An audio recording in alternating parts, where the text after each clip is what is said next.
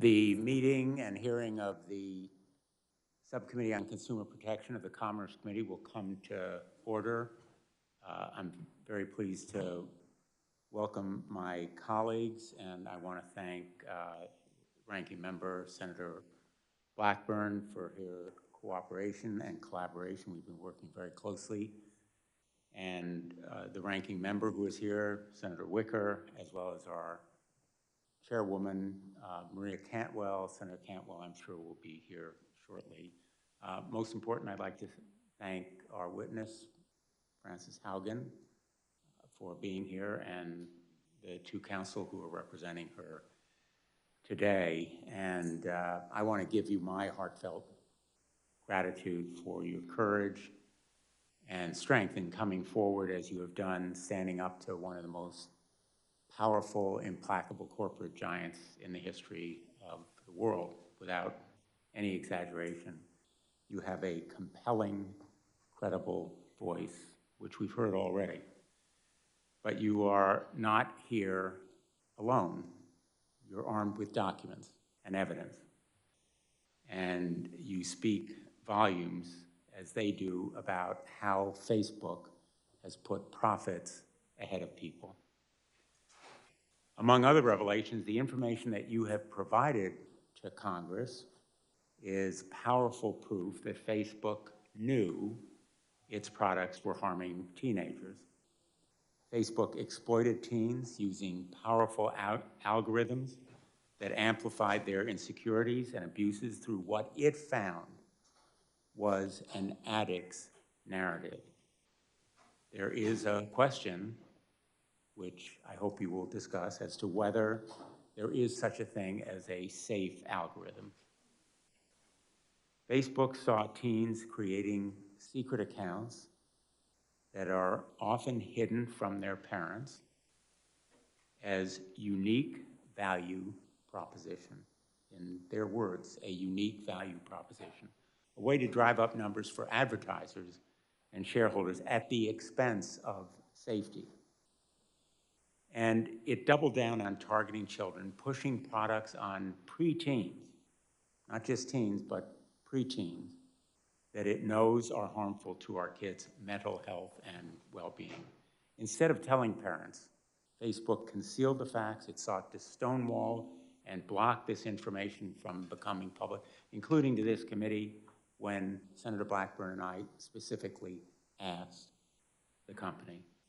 And still, even now, as of just last Thursday, when a Facebook witness came before this committee, it has refused disclosure or even to tell us when it might decide whether to disclose additional documents.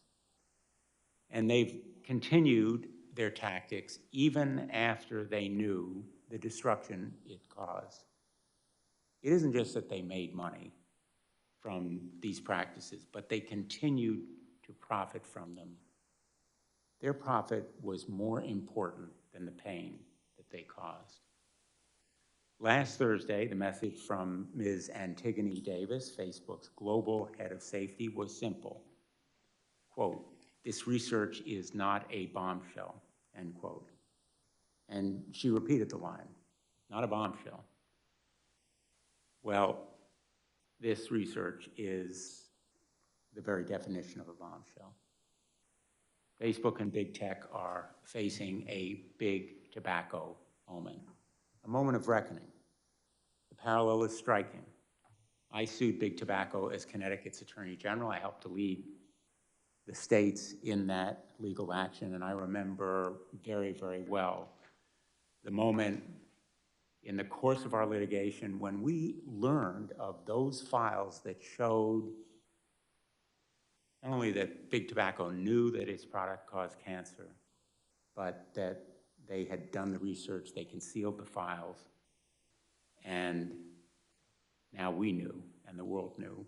And big tech now faces that big tobacco jaw-dropping moment of truth. It is documented proof that Facebook knows its products can be addictive and toxic to children. And it's not just that they made money, again, it's that they valued their profit more than the pain that they cause to children and their families. The damage to self-interest and self-worth inflicted by Facebook today will haunt a generation. Feelings of inadequacy and insecurity, rejection, and self-hatred will impact this generation for years to come. Our children are the ones who are victims. Teens today, looking at themselves in the mirror, feel doubt and insecurity. Mark Zuckerberg ought to be looking at himself in the mirror today. And yet, rather than taking responsibility and showing leadership, Mr. Zuckerberg is going sailing. His new modus operandi, no apologies, no admission, no action, nothing to see here.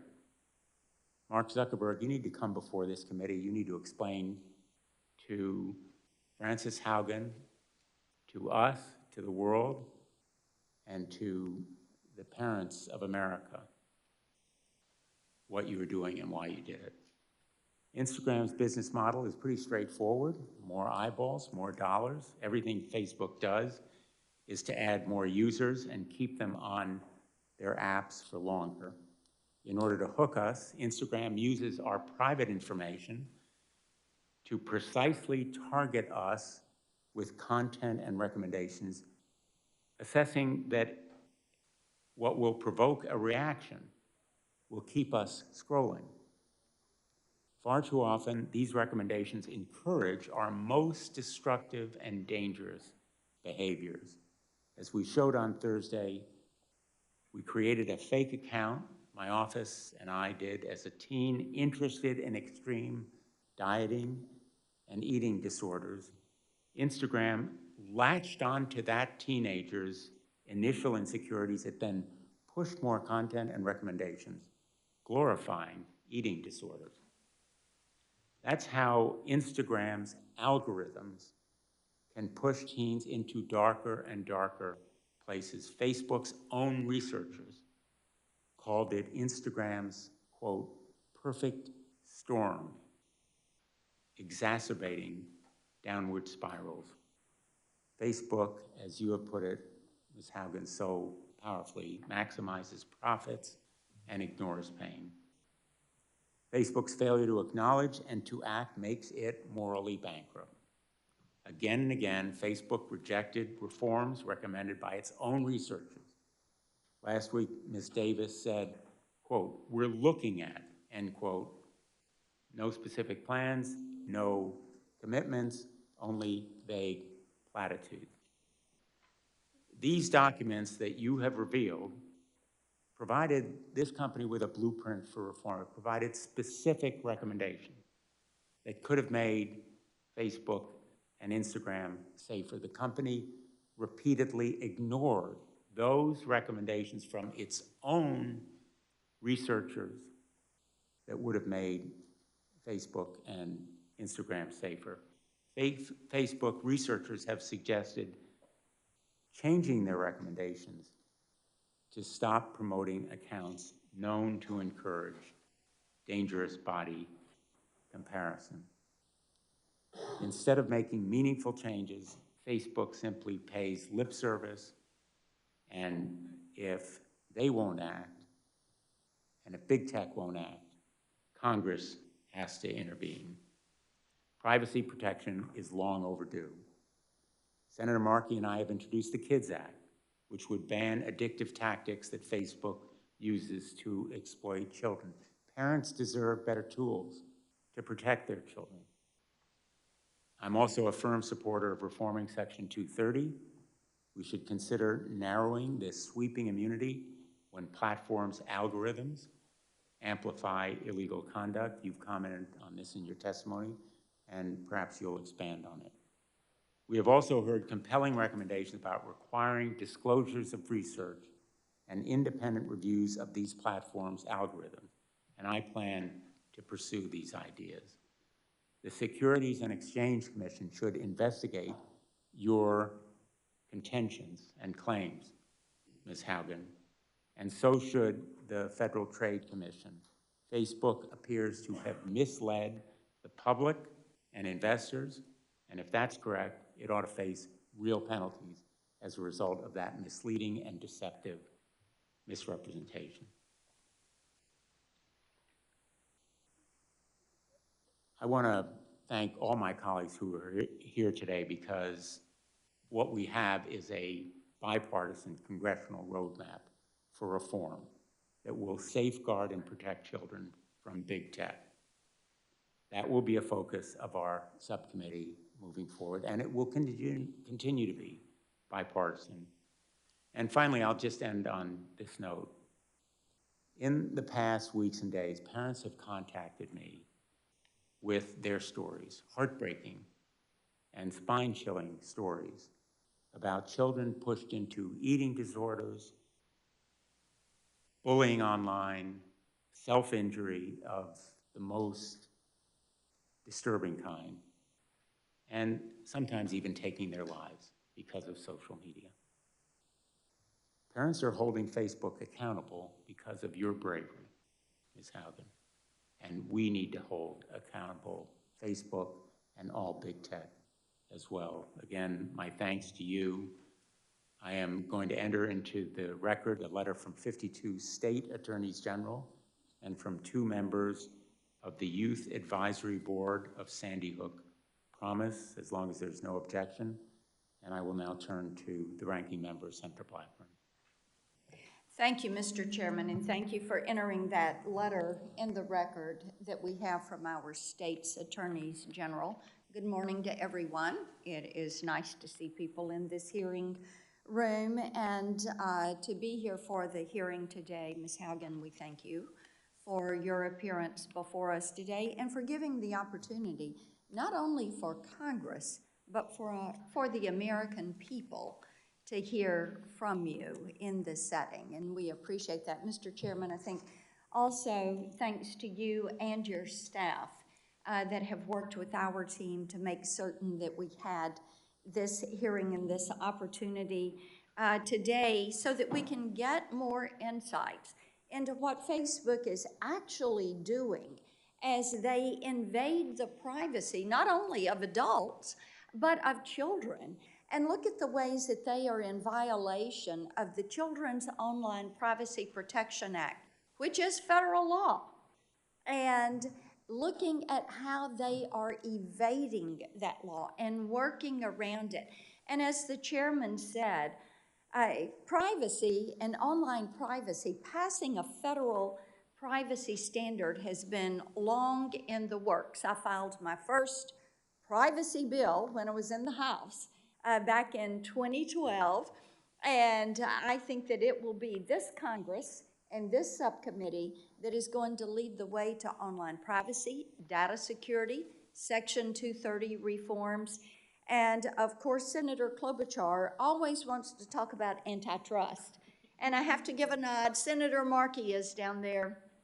When we were in the House, we were probably 2 of the only ones who were talking about the need to have a federal privacy standard. Now, as the chairman mentioned, last week we heard from Ms. Davis, who heads global safety for Facebook. And it was surprising to us that what she tried to do was to minimize the information that was in these documents, to minimize the research, and to minimize the knowledge that Facebook had. At one point, I even reminded her the research was not third-party research.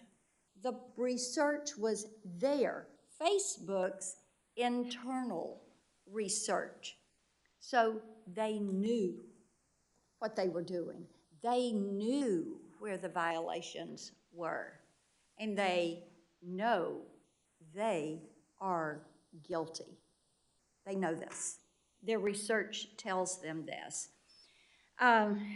Last week, in advance of our hearing, Facebook released 2 studies and said that the Wall Street Journal was all wrong. They had just gotten it wrong, as if the Wall Street Journal did not know how to read these documents and how to work through this research.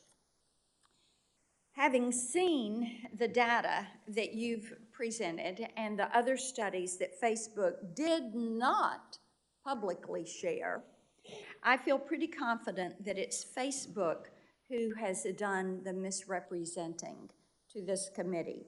Here are some of the numbers that Facebook chose not to share. And Mr. Chairman, I think it's important that we look at these as we talk about the setting for this hearing, what we learned last week, what you and I've been learning over the past 3 years about big tech and Facebook.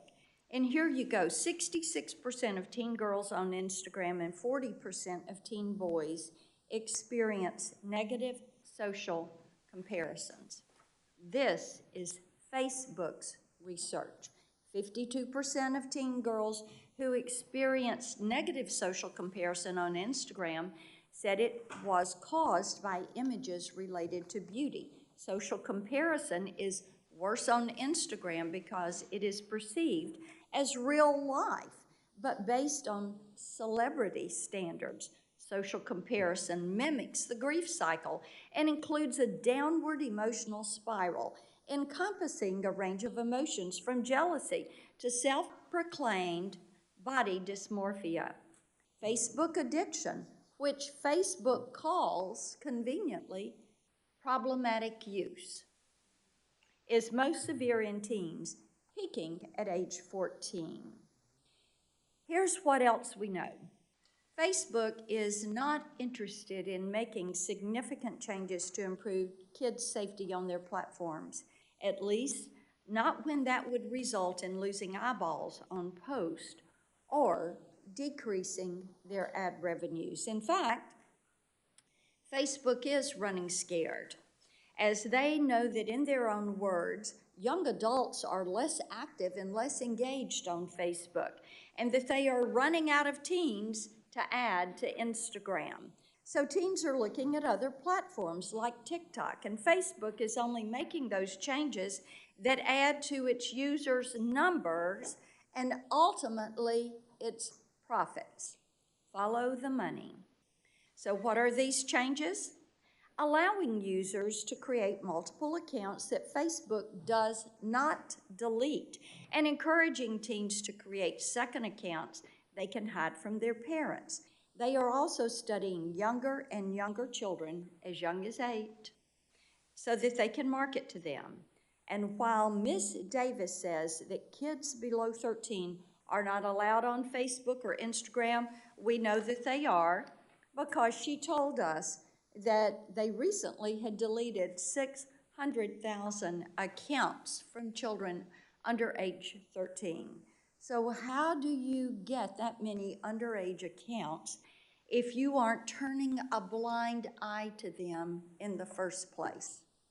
And then in order to try to clean it up, you go to delete it, and then you say, oh, by the way, we just in the last month deleted 600,000 underage accounts. And speaking of turning a blind eye, Facebook turns a blind eye to user privacy.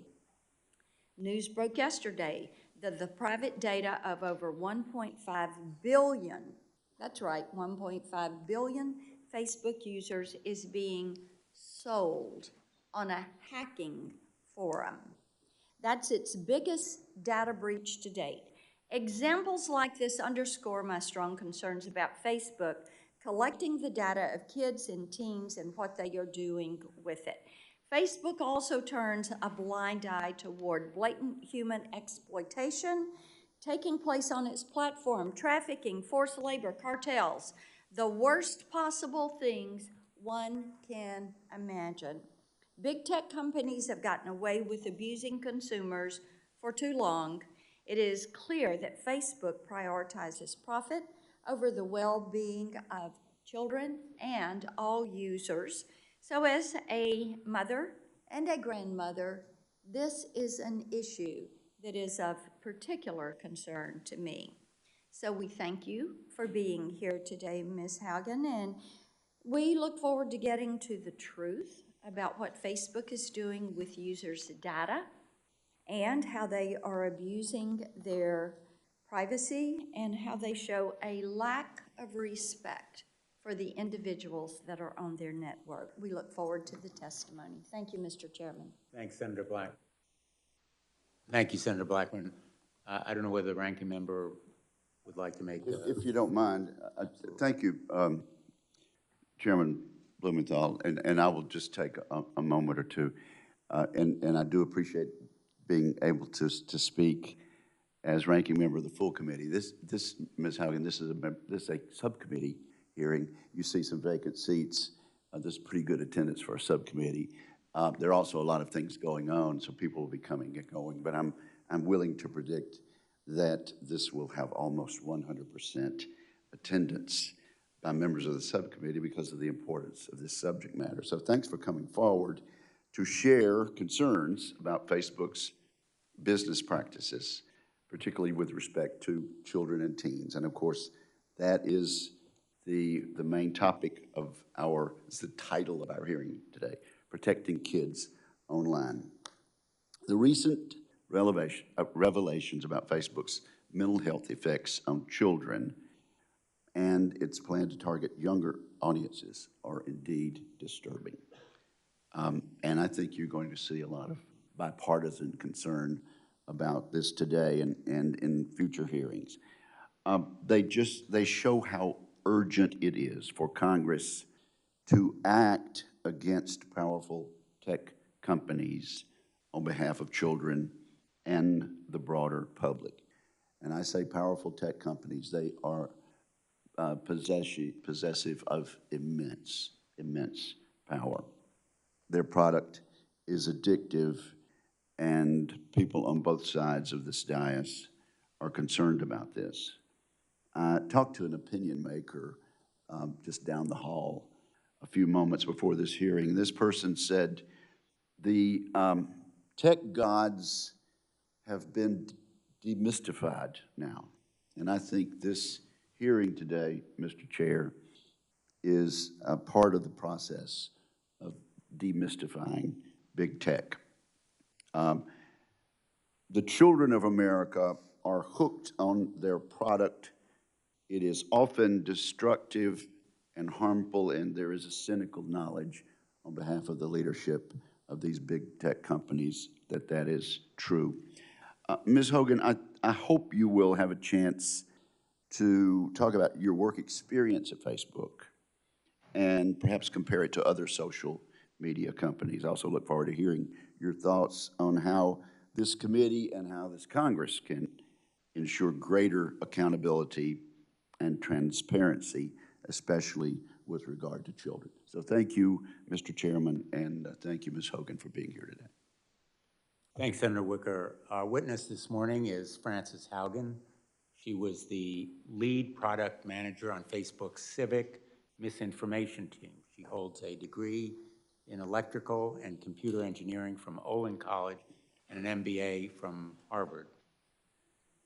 She made the courageous decision, as all of us here and many others around the world know, to leave Facebook and reveal the terrible truths about the company she learned during her tenure there. And I think we are all in agreement here in expressing our gratitude and our admiration for your bravery in coming forward. Thank you, Ms. Haugen. Please proceed.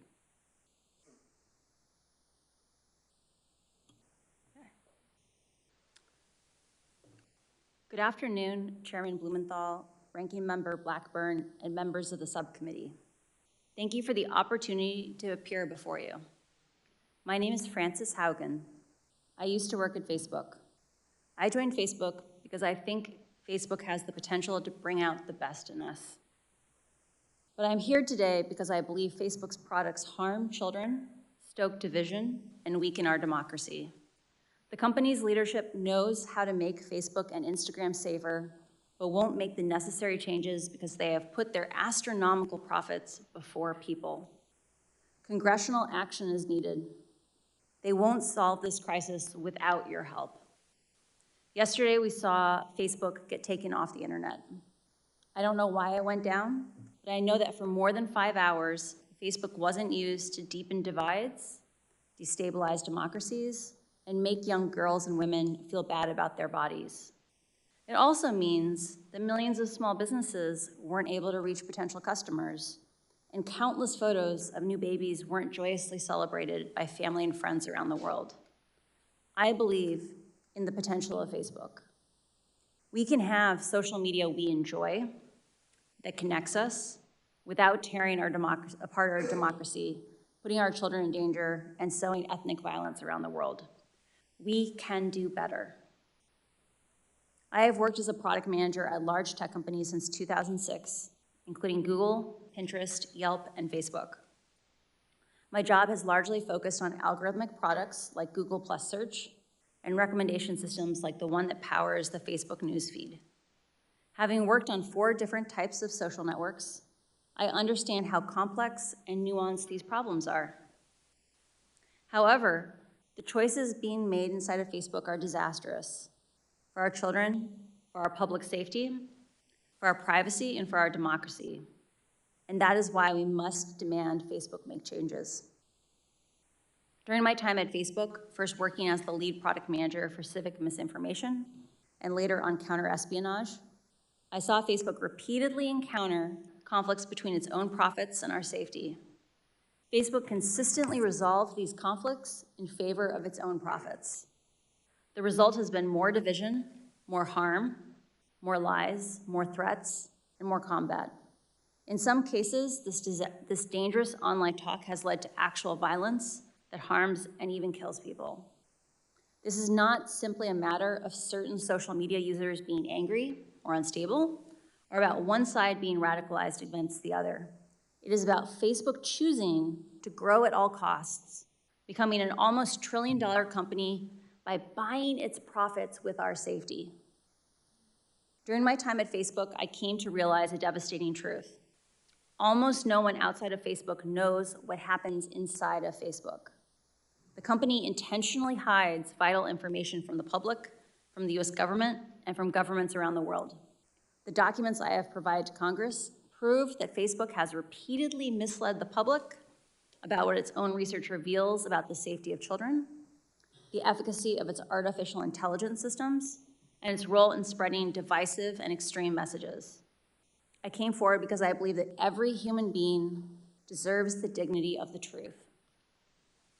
The severity of this crisis demands that we break out of our previous regulatory frames. Facebook wants to trick you into thinking that privacy protections or changes to Section 230 alone will be sufficient. While important, these will not get to the core of the issue, which is that no one truly understands the destructive choices made by Facebook except Facebook. We can afford nothing less than full transparency. As long as Facebook is operating in the shadows, hiding its research from public scrutiny, it is unaccountable. Until the incentives change, Facebook will not change. Left alone, Facebook will continue to make choices that go against the common good, our common good. When we realized big tobacco was hiding the harms it caused, the government took action. When we figured out cars were safer with seatbelts, the government took action. And when our government learned that opioids were taking lives, the government took action. I implore you to do the same here. Today, Facebook shapes our perception of the world by choosing the information we see. Even those who don't use Facebook are impacted by the majority who do. A company with such frightening influence over so many people, over their deepest thoughts, feelings, and behavior, needs real oversight. But Facebook's closed design means it has no real oversight. Only Facebook knows how it personalizes your feed for you. At other large tech companies like Google, any independent researcher can download from the internet the company's search results and write papers about what they find. And they do. But Facebook hides behind walls that keeps researchers and regulators from understanding the true dynamics of their system. Facebook will tell you privacy means they can't give you data. This is not true. When tobacco companies claimed that filtered cigarettes were safer for consumers, scientists could independently invalidate these marketing messages and confirm that, in fact, they posed a greater threat to human health. The public cannot do the same with Facebook. We are given no other option than to take their marketing messages on blind faith. Not only does the company hide most of its own data, my disclosure has proved that when Facebook is directly asked questions as important as, how do you impact the health and safety of our children, they mislead and they choose to mislead and misdirect. Facebook has not earned our blind faith. This inability to see into Facebook's actual systems and confirm how they work is communicated and confirm that they work as communicated is like the Department of Transportation regulating cars by only watching them drive down the highway. Today, no regulator has a menu of solutions for how to fix Facebook because Facebook didn't want them to know enough about what's causing the problems. Otherwise, there wouldn't have been need for a whistleblower. How is the public supposed to assess if Facebook is resolving conflicts of interest in a way that is aligned with the public good if the public has no visibility into how Facebook operates? This must change. Facebook wants you to believe that the problems we're talking about are unsolvable. They want you to believe in false choices. They want you to believe that you must choose between a Facebook full of divisive and extreme content or losing one of the most important values our country was founded upon, free speech. That you must choose between public oversight of Facebook's choices and your personal privacy. That to be able to share fun photos of your kids with old friends, you must also be inundated with anger-driven virality. They want you to believe that this is just part of the deal. I am here today to tell you that's not true. These problems are solvable.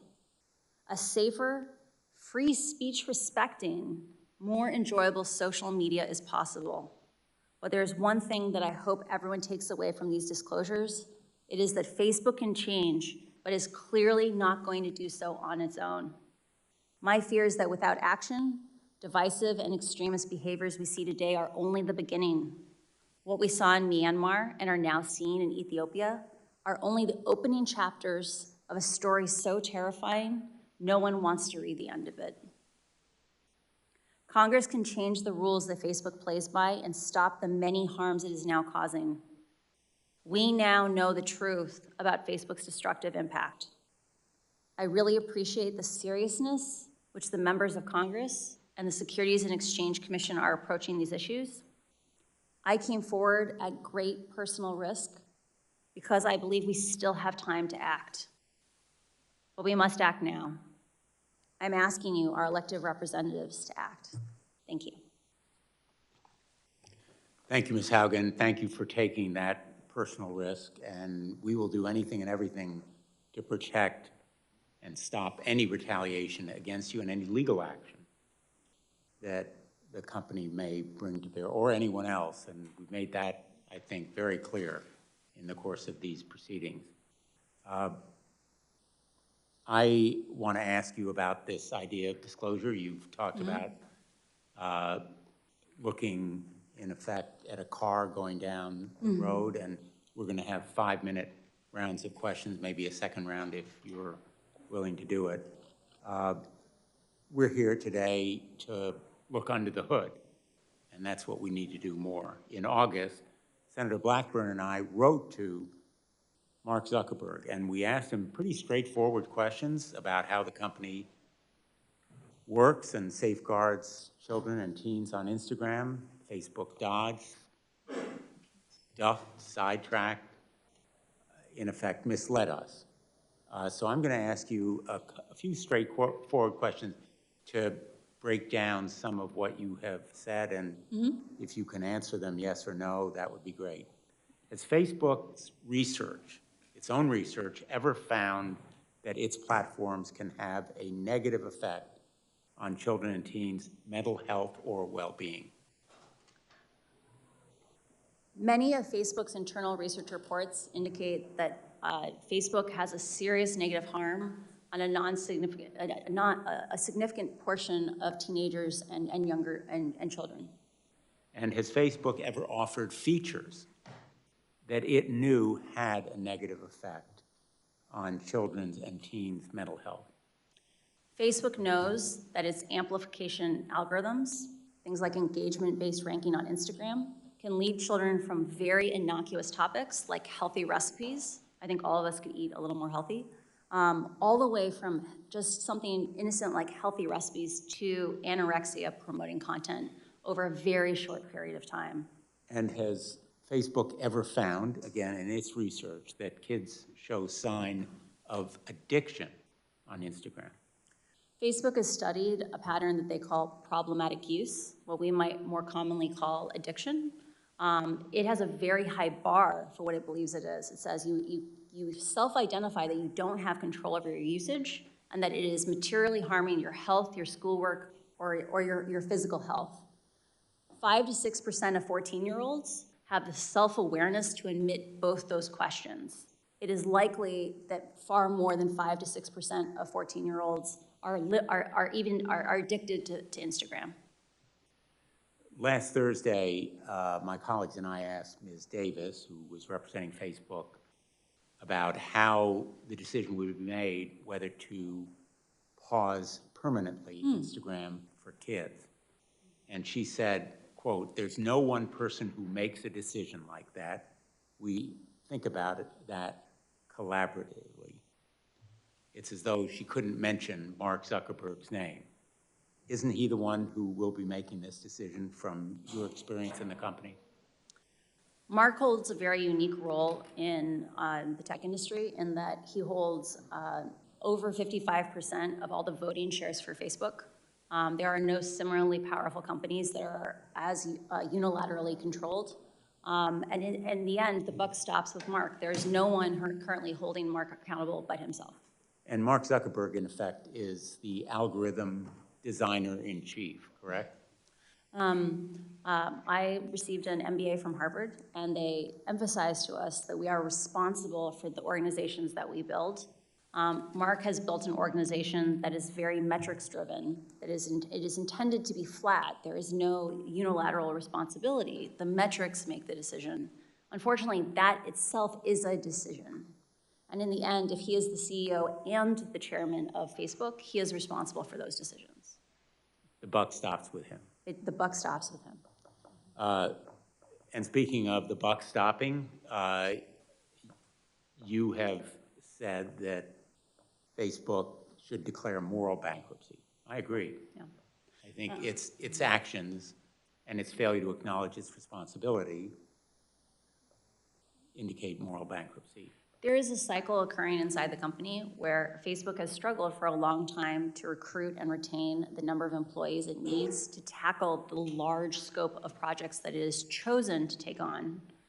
Facebook is stuck in a cycle where it struggles to hire. That causes it to understaff projects, which causes scandals, which then makes it harder to hire. Part of why Facebook needs to come out and say, we did something wrong, we made some choices that we regret, is the only way we can move forward and heal Facebook is we first have to admit the truth. Like the way we'll have reconciliation and we can move forward is by first being honest and declaring moral bankruptcy.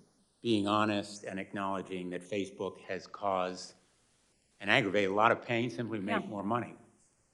And it has profited off spreading disinformation and misinformation and sowing hate. Facebook's answers to Facebook's destructive impact always seems to be more Facebook. We need more Facebook, which means more pain and more money for Facebook. Would you agree? I don't think at any point Facebook set out to make a destructive platform. I think it is a challenge of that Facebook has set up an organization where the parts of the organization responsible for growing and expanding the organization are separate and not regularly cross-pollinated with the parts of the company that focus on the harms that the company is causing. And as a result, regularly, integrity actions, projects that were hard fought by the teams trying to keep us safe, are undone by new growth projects that counteract those same remedies. So I do think it's a thing of there are organizational problems that need oversight, and Facebook needs help in order to move forward to a more healthy place. And whether it's teens bullied into suicidal thoughts or the genocide of ethnic minorities in Myanmar or fanning the flames of division within our own country or in Europe, they are ultimately responsible for the immorality of the pain that's caused. Facebook needs to take responsibility for the consequences of its choices. It needs to be willing to accept small trade-offs on profit. And I think just that act of being able to admit that it's a mixed bag is important. And I think that what we saw from Antigone last week is an example of the kind of behavior we need to support Facebook in growing out of, which is instead of just focusing on all the good they do, admit they have responsibilities to also remedy the harm. But Mark Zuckerberg's new policy is no apologies, no admissions, no acknowledgement, nothing to see here. We're going to deflect it and go sailing. I turn to the ranking member. Thank you, Mr. Chairman. Thank you for your testimony. I want to stay with Ms. Davis in some of her comments because I had asked her last week about the underage users. And she had made the comment, I'm going to quote from her testimony, if we find an account of someone who's under 13, we remove them. In the last 3 months, we removed 600,000 accounts of under 13-year-olds, end quote. And I have to tell you, it seems to me that there's a problem if you have 600,000 accounts from children who ought not to be there in the first place. So what did Mark Zuckerberg know about Facebook's plans to bring kids on as new users and advertise to them? There are reports within Facebook that show cohort analyses where they examine at what ages do people join Facebook and Instagram. And based on those cohort analyses, so Facebook likes to say children lie about their ages to get onto the platform.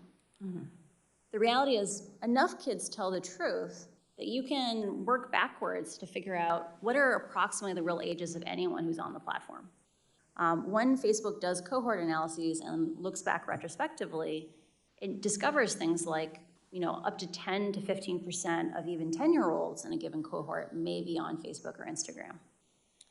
Okay, so this is why Adam Mosseri, who's the CEO of Instagram, would have replied to Jojo Siwa when she said to him, oh, I've been on Instagram since I was 8. He said he didn't want to know that. Yeah. So it would be for this reason, correct?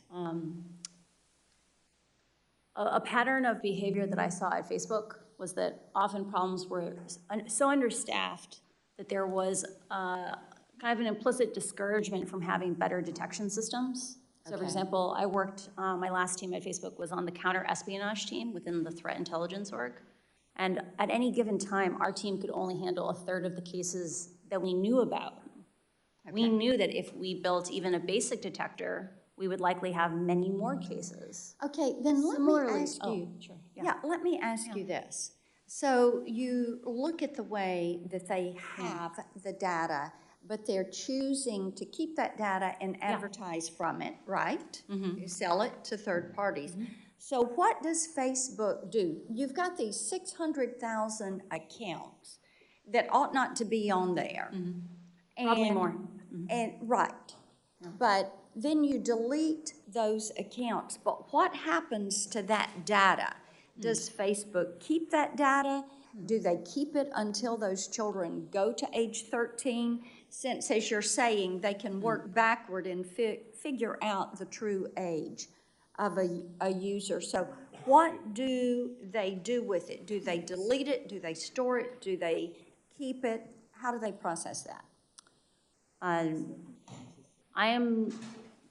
My understanding of Facebook's data retention policies, and I want to be really clear, I didn't work directly on that, is that when they delete an account, they delete all the data within, I believe, 90 days in compliance with GDPR.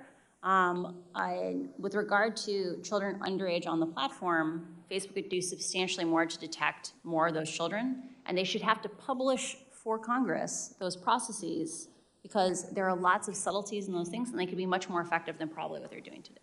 Got it.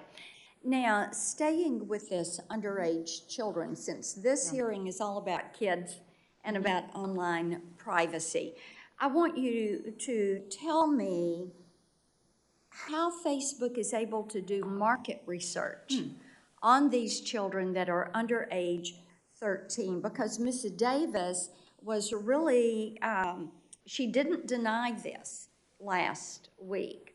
So how are they doing this? Do they bring kids into focus groups with their parents? How do they get that permission? She said they got permission from parents.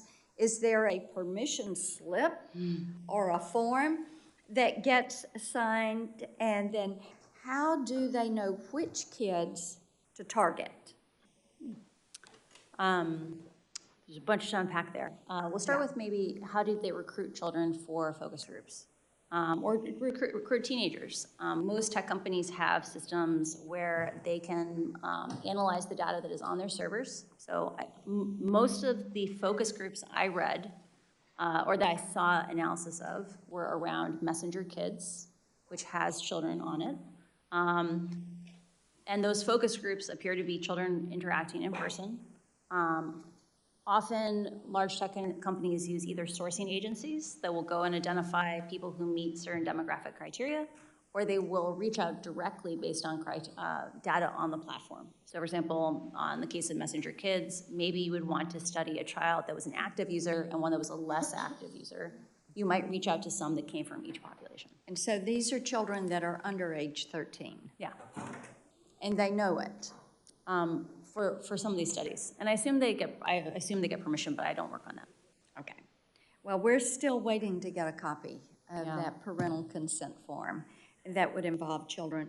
My time has expired, Mr. Chairman. I'll save my other questions for our second round if we're able to get those. Thank you. Great. Thank you, Senator Blackburn. Senator Klobuchar. Thank you very much, Mr. Chairman. Thank you so much, Ms. Haugen, for shedding a light on how Facebook time and time again has put profit over people. When their own research found that more than 13% of teen girls say that Instagram made their thoughts of suicide worse, what did they do? They proposed Instagram for Kids, which has now been put on pause because of public pressure. When they found out that their algorithms are fostering polarization, misinformation, and hate, that they allowed 99% of their violent content to remain unchecked on their platform, including lead up to the January 6th insurrection. What did they do? They now, as we know, Mark Zuckerberg's going sailing and saying no apologies. I think the time has come for action, and I think you are the catalyst for that action. You have said privacy legislation is not enough. I completely agree with you, but I think you know we have not done anything to update our privacy laws in this country, our federal privacy laws, nothing, zilch, in any major way. Why? Because there are lobbyists around every single corner of this building that have been hired by the tech industry. We have done nothing when it comes to making the algorithms more transparent, allowing for the university research that you referred to. Why? Because Facebook and the other tech companies are throwing a bunch of money around this town and people are listening to them. We have done nothing significantly past, although we are on a bipartisan basis working in the antitrust subcommittee to get something done on consolidation, which you understand allows the dominant platforms to control all this, like the bullies in the neighborhood, buy out the companies that maybe could have competed with them and added the bells and whistles. So the time for action is now. So I'll start with something that I asked Facebook's head of safety when she testified before us last week. I asked her how they estimate the lifetime value of a user for kids who start using their products before they turn 13. She evaded the question and said, that's not the way we think about it. Is that right, or is it your experience that Facebook estimates and puts a value on how much money they get from users in general? I'll get to kids in a second. Is that a motivating force for them? Based on what I saw in terms of allocation of integrity spending, so one of the things disclosed in the Wall Street Journal was that I believe it's like 87% of all the misinformation spending is spent on English, but only about like 9% of the users are English speakers. It seems that Facebook invests more in users who make them more money, even though the danger may not be evenly distributed based on profitability. Does it make sense that having a younger person get hooked on social media at a young age makes them more profitable over the long term as they have a life ahead of them. Facebook's internal documents talk about the importance of getting younger users, for example, tweens, onto Instagram, like Instagram kids, because they need to have, they know that children bring their parents online and things like that. And so they understand the value of younger users for the long-term success of Facebook. Facebook reported advertising revenue to be $51.58 per user last quarter in the US and Canada. When I asked Ms. Davis how much of that came from Instagram users under 18, she wouldn't say. Do you think that teens are profitable for their company? I would assume so, based on advertising for things like television. You get substantially higher advertising rates for customers who don't yet have preferences or habits. And so I'm sure they are some of the more profitable users on Facebook, but I did not work directly on that. Another major issue that's come out of this, eating disorders. Studies have found that eating disorders actually have the highest mortality rate of any mental illness for women. And I led a bill on this with Senators Capito and Baldwin that we passed into law. And I'm concerned that this algorithms that they have pushes outrageous content, promoting anorexia and the like. I know it's personal to you. Do you think that their algorithms push some of this content to young girls? Facebook knows that the engagement-based ranking, the way that they pick the content in Instagram for young users, for all users, amplifies preferences. And they have done something called a proactive incident response, where they take things that they've heard. For example, like, can you be led by the algorithms to anorexia content? And they have literally recreated that experiment themselves and confirmed, yes, this happens to people. So Facebook knows that they are leading young users to anorexia content. Do you think they are deliberately designing their product to be addictive beyond even that content? Facebook has a long history of having a successful and very effective growth division, where they take little tiny tweaks and they constantly are trying to optimize it to grow. Those kinds of stickiness could be construed as things that facilitate addiction. Right. Last thing I'll ask is, we've seen this same kind of content in the political world. You brought up other countries and what's been happening there. On 60 Minutes, you said that Facebook implemented safeguards to reduce misinformation ahead of the 2020 election, but turned off those safeguards right after the election. And you know that the insurrection occurred January 6th. Do you think that Facebook turned off the safeguards because they were costing the company money, because it was reducing profits? Facebook has been emphasizing a false choice. They've said the safeguards that were in place before the election implicated free speech. The choices that were happening on the platform were really about how reactive and twitchy was the platform, right? Like, how viral was the platform? And Facebook changed those safety defaults in the run-up to the election because they knew they were dangerous. And because they wanted that growth back, they wanted the acceleration of the platform back after the election, they returned to their original defaults. And the fact that they had to break the glass on January 6th and turn them back on, I think that's deeply problematic. Agree. Thank you very much for your bravery in coming forward. Senator Thune. Thank you, Mr. Chair and Ranking Member Blackburn. I've been arguing for some time that it is time for Congress to act, and I think the question is always, what is the correct way to do it, the right way to do it, consistent with our First Amendment right to free speech. Totally. This committee doesn't have jurisdiction over the antitrust issue. That's the Judiciary Committee, and I'm not averse to looking at the monopolistic nature of Facebook, honestly. I think that's a real issue that needs to be examined and perhaps addressed as well. But at least under this committee's jurisdiction, there are a couple of things I think we can do. And I have a piece of legislation, and Senators Blackburn and Blumenthal are both co-sponsors, called the Filter Bubble Transparency Act. And essentially what it would do is give users the options to engage with social media platforms without being manipulated by these secret formulas that essentially dictate the content that you see when you open up an app or log on to a website. We also, I think, need to hold big tech accountable by reforming Section 230.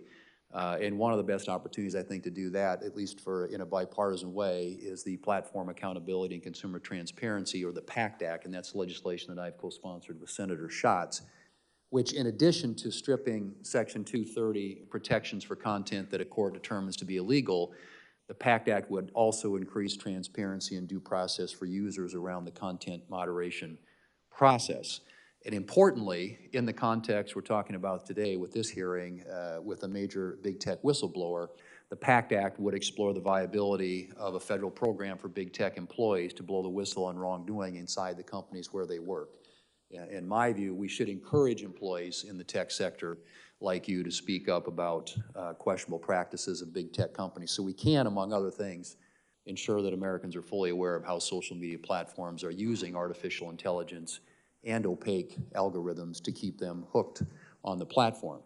So let me, Ms. Haugen, just ask you, we've learned from the information that you provided that Facebook conducts what's called engagement-based ranking, which you've described as very dangerous. Could you talk more about why engagement-based ranking is dangerous, and do you think Congress should seek to pass legislation like the Filter Bubble Transparency Act that would give users the ability to avoid engagement-based ranking altogether? Facebook is going to say, you don't want to give up engagement-based ranking. You're not going to like Facebook as much if we're not picking out the content for you. That's just not true.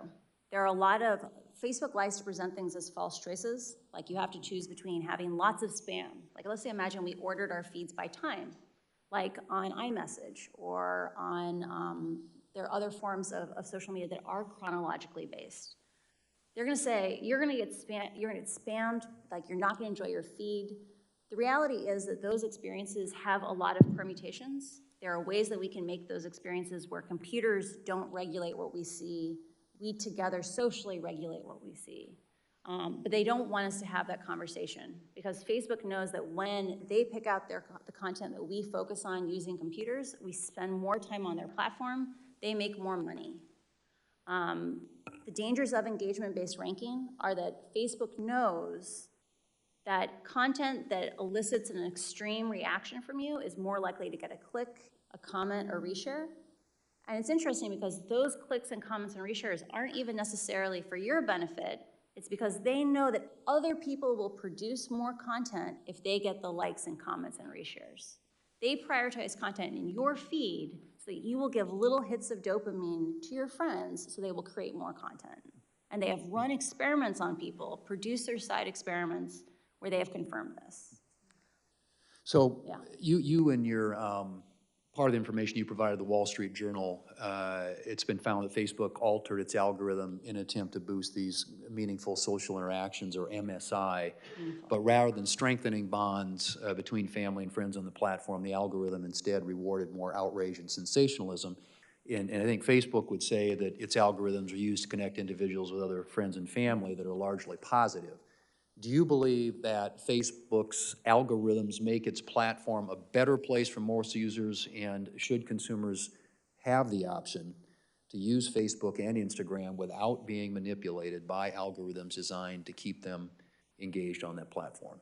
I strongly believe, like I've spent most of my career working on systems like engagement-based ranking. Like when I come to you and say these things, I'm basically damning 10 years of my own work, right? Engagement-based ranking, Facebook says we can do it safely because we have AI. You know, the artificial intelligence will find the bad content that we know our engagement-based ranking is promoting. They've written blog posts on how they know engagement-based ranking is dangerous, but the AI will save us. Facebook's own research says they cannot adequately identify dangerous content, and as a result, those dangerous algorithms that they admit are picking up the extreme sentiments, the division. They can't protect us from the harms that they know exist in their own system. And so I don't think it's just a question of saying, should people have the option of choosing to not be manipulated by their algorithms? I think if we had appropriate oversight, or if we reformed 230 to make Facebook responsible for the consequences of their intentional ranking decisions, I think they would get rid of engagement-based ranking, because it is causing teenagers to be exposed to more anorexia content. It is pulling families apart. And in places like Ethiopia, it's literally fanning ethnic violence. I encourage reform of these platforms, not picking and choosing individual ideas, but instead making the platforms themselves safer, less twitchy, less reactive, less viral. because that's how we scalably solve these problems. Thank you. Ms. Chair, I would simply say let's get to work. So we got some things we can do here. Thanks. I agree. Thank you. Senator Schott. Thank you, Mr. Chairman, Ranking Member. Thank you for your courage in coming forward. Was there a particular moment when you came to the conclusion that reform from the inside was impossible and that you decided to be a whistleblower? There was a long series of moments where I became aware that Facebook, when faced with conflicts of interest between its own profits and the common good, public safety, that Facebook consistently chose to prioritize its profits. I think the moment at which I realized we needed to get help from the outside, that the only way these problems would be solved is by solving them together, not solving them alone, was when civic integrity was dissolved following the 2020 election. It really felt like a betrayal of the promises that Facebook had made to people who had sacrificed a great deal to keep the election safe by basically dissolving our community and integrating it in just other parts of the company. And when I know their response is that they've sort of distributed the duties. Yeah. That's an excuse, right? I cannot see into the hearts of other men, and I don't know what their Well, let me say it motivations this are. way. It won't work, right? And I can tell you that when I left the company, so the people who I worked with were disproportionately, maybe 75% of my pod of 7 people. Those are product managers, program managers. Most of them had come from civic integrity.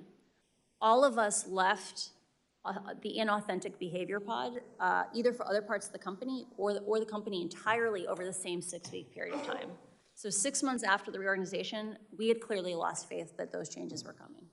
You said in your opening statement that they know how to make Facebook and Instagram safer. So, thought experiment. You are now the chief executive officer and chairman of the company. What changes would you immediately institute?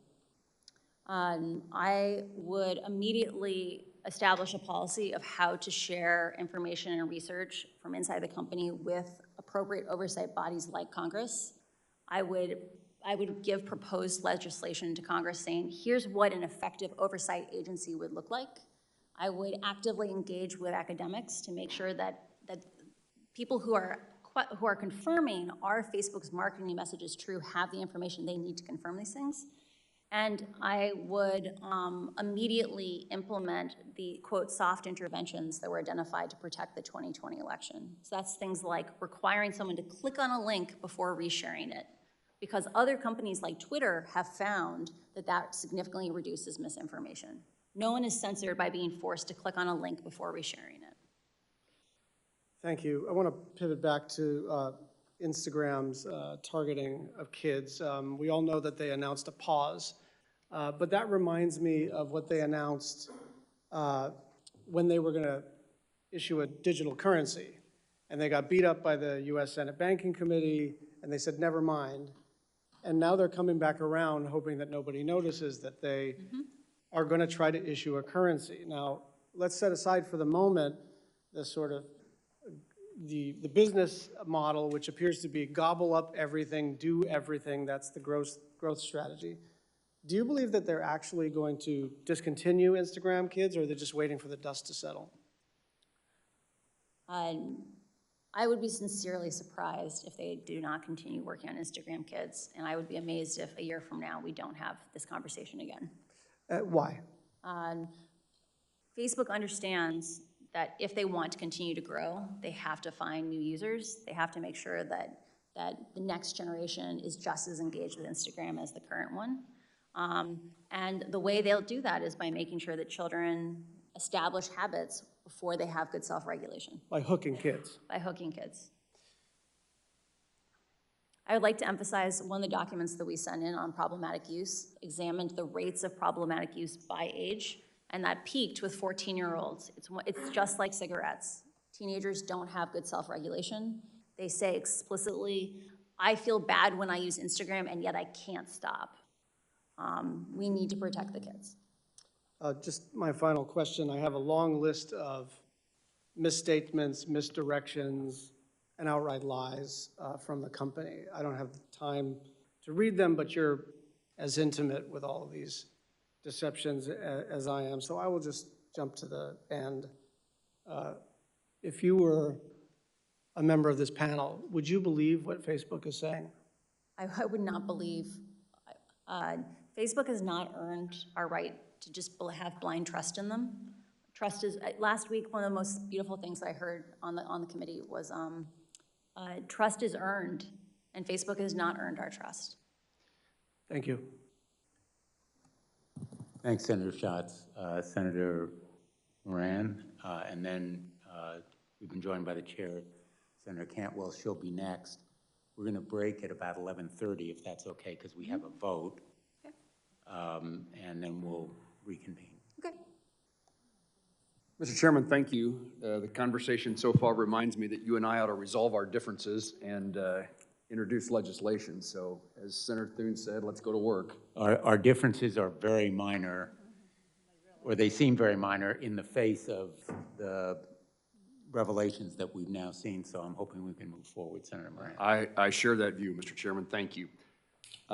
Thank you very much for your testimony. What examples do you know? We've talked about particularly children, teenage girls specifically, but what other examples do you know about where Facebook or Instagram knew its decisions would be harmful to its users, but still proceeded with the plan and executed those harmful behavior? Facebook's internal research is aware that there are a variety of problems facing children on Instagram that are, they know that severe harm is happening to children. For example, in the case of bullying, Facebook knows that Instagram dramatically changes the experience of high school. So when we were in high school, or when I was in high school, most kids You looked at me and changed your word. Sorry. When I was in high school, you know, most kids have positive home lives. Like, it doesn't matter how bad it is at school. Kids can go home and reset for 16 hours. Kids who are bullied on Instagram, the bullying follows them home. It follows them into their bedrooms. The last thing they see before they go to bed at night is someone being cruel to them, or the first thing they see in the morning is someone being cruel to them. Kids are learning that their own friends, like people who they care about them, are cruel to them. Like, think about how that's going to impact their domestic relationships when they become 20-somethings or 30-somethings, to believe that people who care about you are mean to you. Facebook knows that parents today, because they didn't experience these things, they never experienced this addictive experience with a piece of technology, they give their children bad advice. They say things like, why don't you just stop using it? And so that Facebook's own research is aware that children express feelings of loneliness and struggling with these things because they can't even get support from their own parents. I don't understand how Facebook can know all these things and not escalate it to someone like Congress for help and support in navigating these problems. Let me ask the question in a broader way. Besides teenagers or besides girls or besides youth, are there other practices at Facebook or Instagram that are known to be harmful but yet are pursued?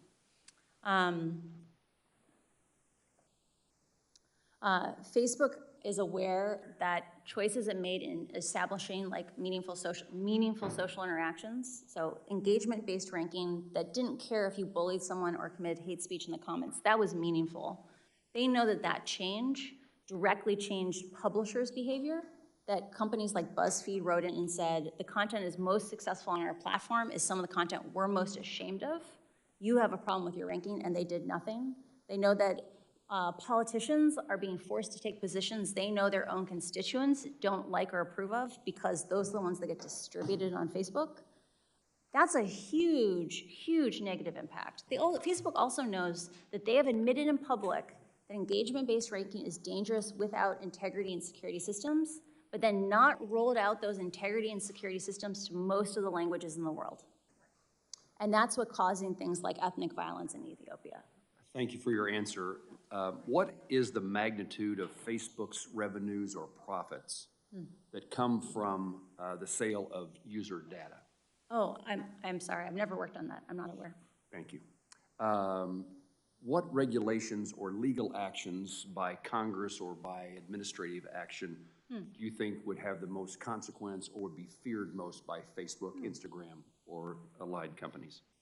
I strongly encourage reforming Section 230 to exempt decisions about algorithms, right? So modifying 230 around content, I think has, it's very complicated because user-generated content is something that companies have less control over. They have 100% control over their algorithms. And Facebook should not get a free pass on choices it makes to prioritize growth and virality and reactiveness over public safety. They shouldn't get a free pass on that because they're paying for their profits right now with our safety. So I strongly encourage reform of 230 in that way.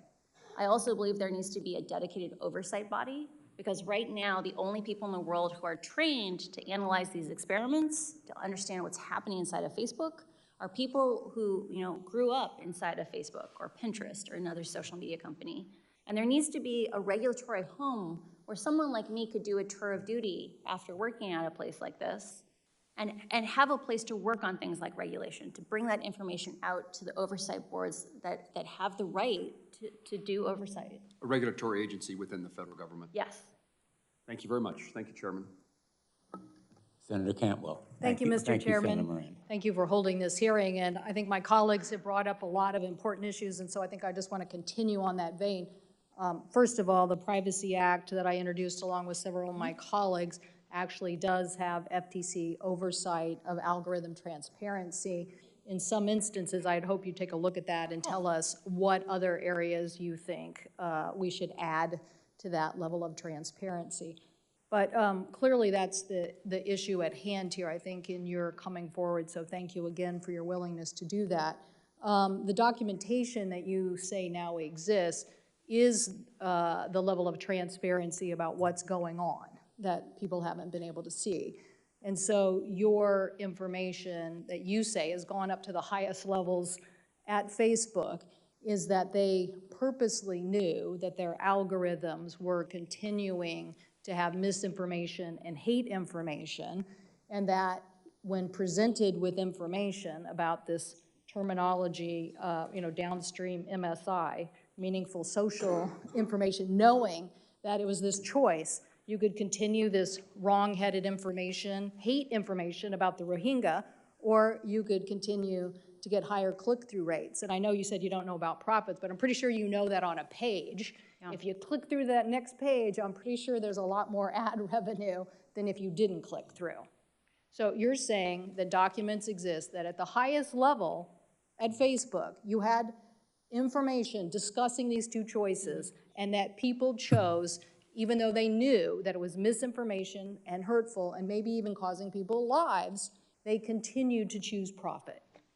We have submitted documents to Congress outlining Mark Zuckerberg was directly presented with a list of, quote, soft interventions. So a hard intervention is like taking a piece of content off Facebook, taking a user off Facebook. Soft interventions are about making slightly different choices to make the platform less viral, less twitchy.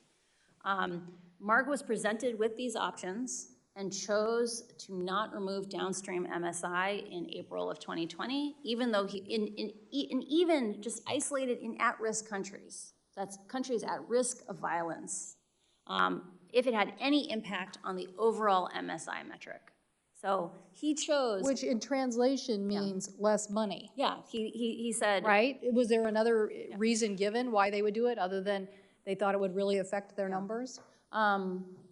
I don't know for certain. Like Jeff Horowitz, the reporter for the Wall Street Journal, and I struggled with this. We sat there and read these minutes, and we were like, how is this possible?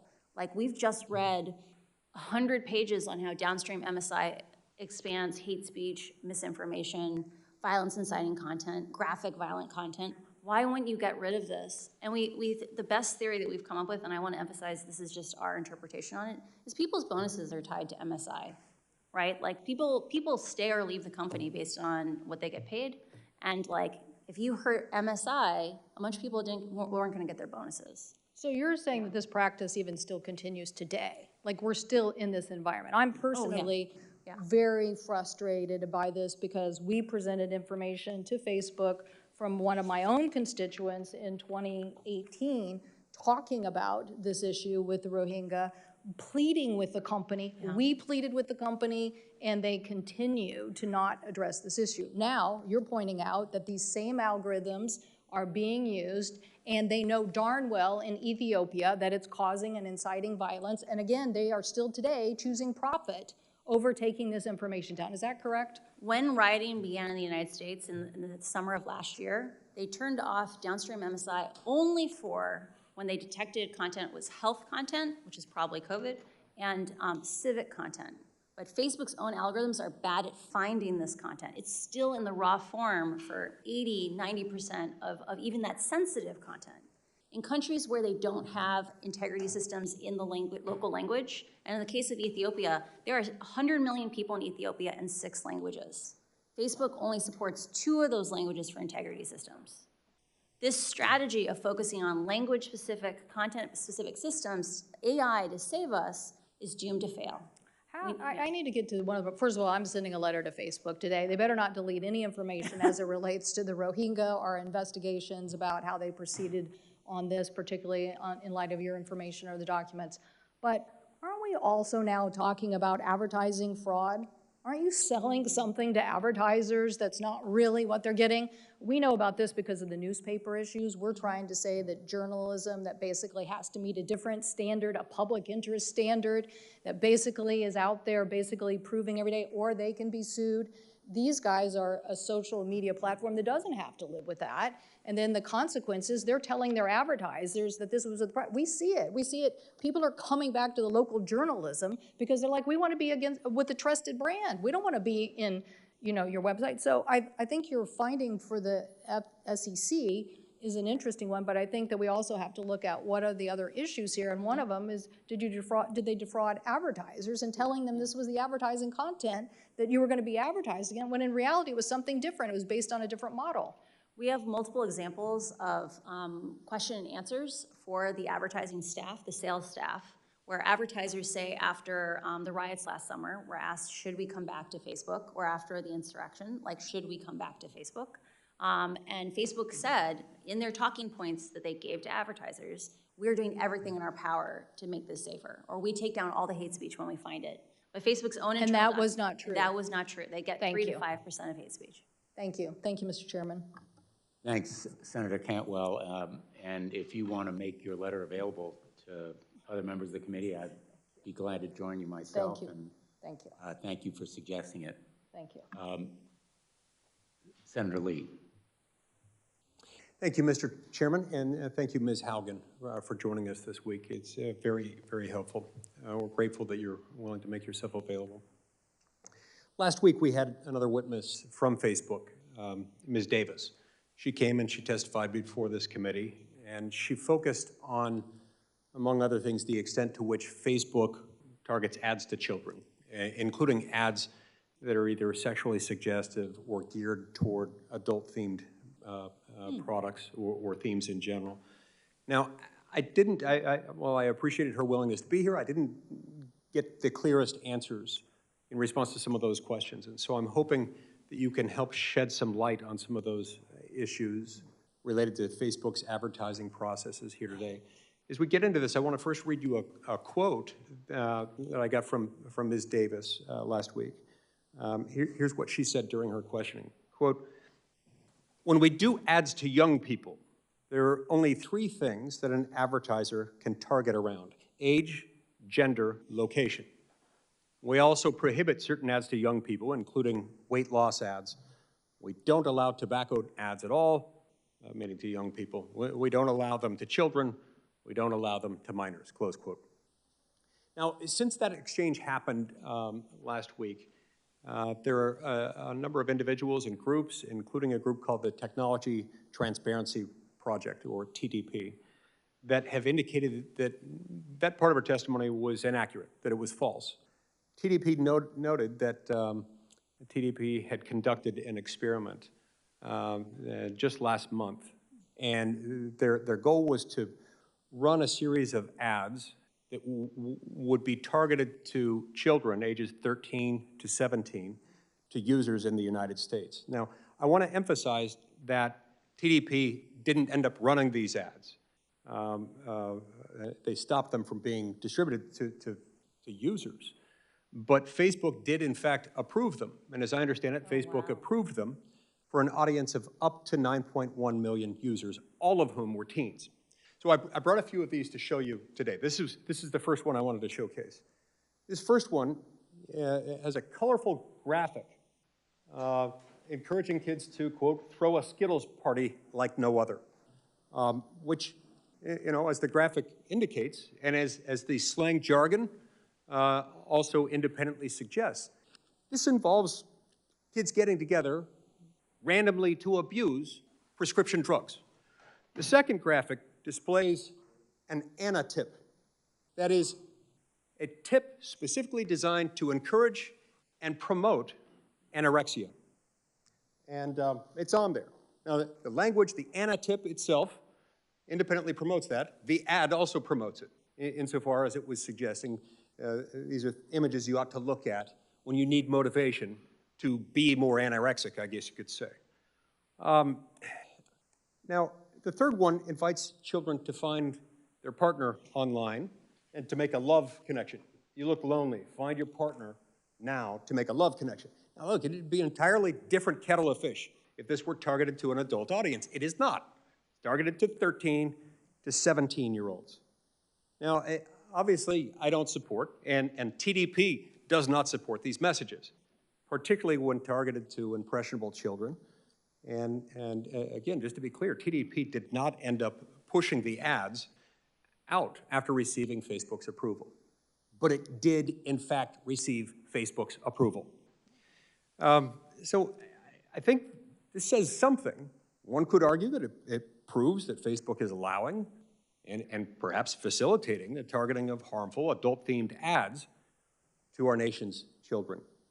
So could you please explain to me, Ms. Haugen, how these ads with a target audience of 13 to 17-year-old children, how would they possibly be approved by Facebook? And is AI involved in that? I did not work directly on the ad approval system. What was resonant for me about your testimony is Facebook has a deep focus on scale. So scale is, can we do things very cheaply for a huge number of people, which is part of why they rely on AI so much. It is very possible that none of those ads were seen by a human. And the reality is that we've seen from repeated documents within my disclosures is that Facebook's AI systems only catch a very tiny minority of offending content. And best case scenario, in the case of something like hate speech, at most they will ever get 10 to 20%. In the case of children, that means drug paraphernalia ads like that. It's likely if they rely on computers and not humans, they will also likely never get more than 10 to 20% of those ads. Understood. Mr. Chairman, I've got one minor follow-up question. It should be easy to answer. Go ahead. So, while Facebook may claim that it only targets ads based on age, gender, and location, even though these things seem to counteract that, but let's set that aside for a minute, and that they're not basing ads based on specific interest categories. Does Facebook still collect interest category data on teenagers, even if they aren't at that moment targeting ads at teens based on those interest categories? I think it's very important to differentiate between what targeting are advertisers allowed to specify and what targeting Facebook may learn for an ad. Let's imagine you had some text on an ad. It would likely extract out features that it thought was relevant for that ad. For example, in the case of something about partying, it would learn partying is a concept. I'm very suspicious that personalized ads are still not being delivered to teenagers on Instagram because the algorithms learn correlations. They learn interactions where your party ad may still go to kids interested in partying because Facebook is almost certainly has a ranking model in the background that it says this person wants more party-related content. Interesting. Thank you. That's very helpful. And what that suggests to me is that while they're saying they're not targeting teens with those ads, the algorithm might do some of that work for them, which might explain why they collect the data even while claiming that they're not targeting those ads in that way. I can't speak to whether or not that's the intention, but the reality is it's very, very, very difficult to understand these algorithms today. And over and over and over again, we saw these biases the algorithms unintentionally learn. And so, yeah, it's very hard to disentangle out these factors as long as you have engagement-based ranking. Thank you, Ms. Haugen. Thank you very much, Senator Lee. Senator Markey. Thank you, Mr. Chairman, very much. Thank you, Ms. Haugen. You are a 21st century American hero, warning our country of the danger for young people, for our democracy, and our nation owes you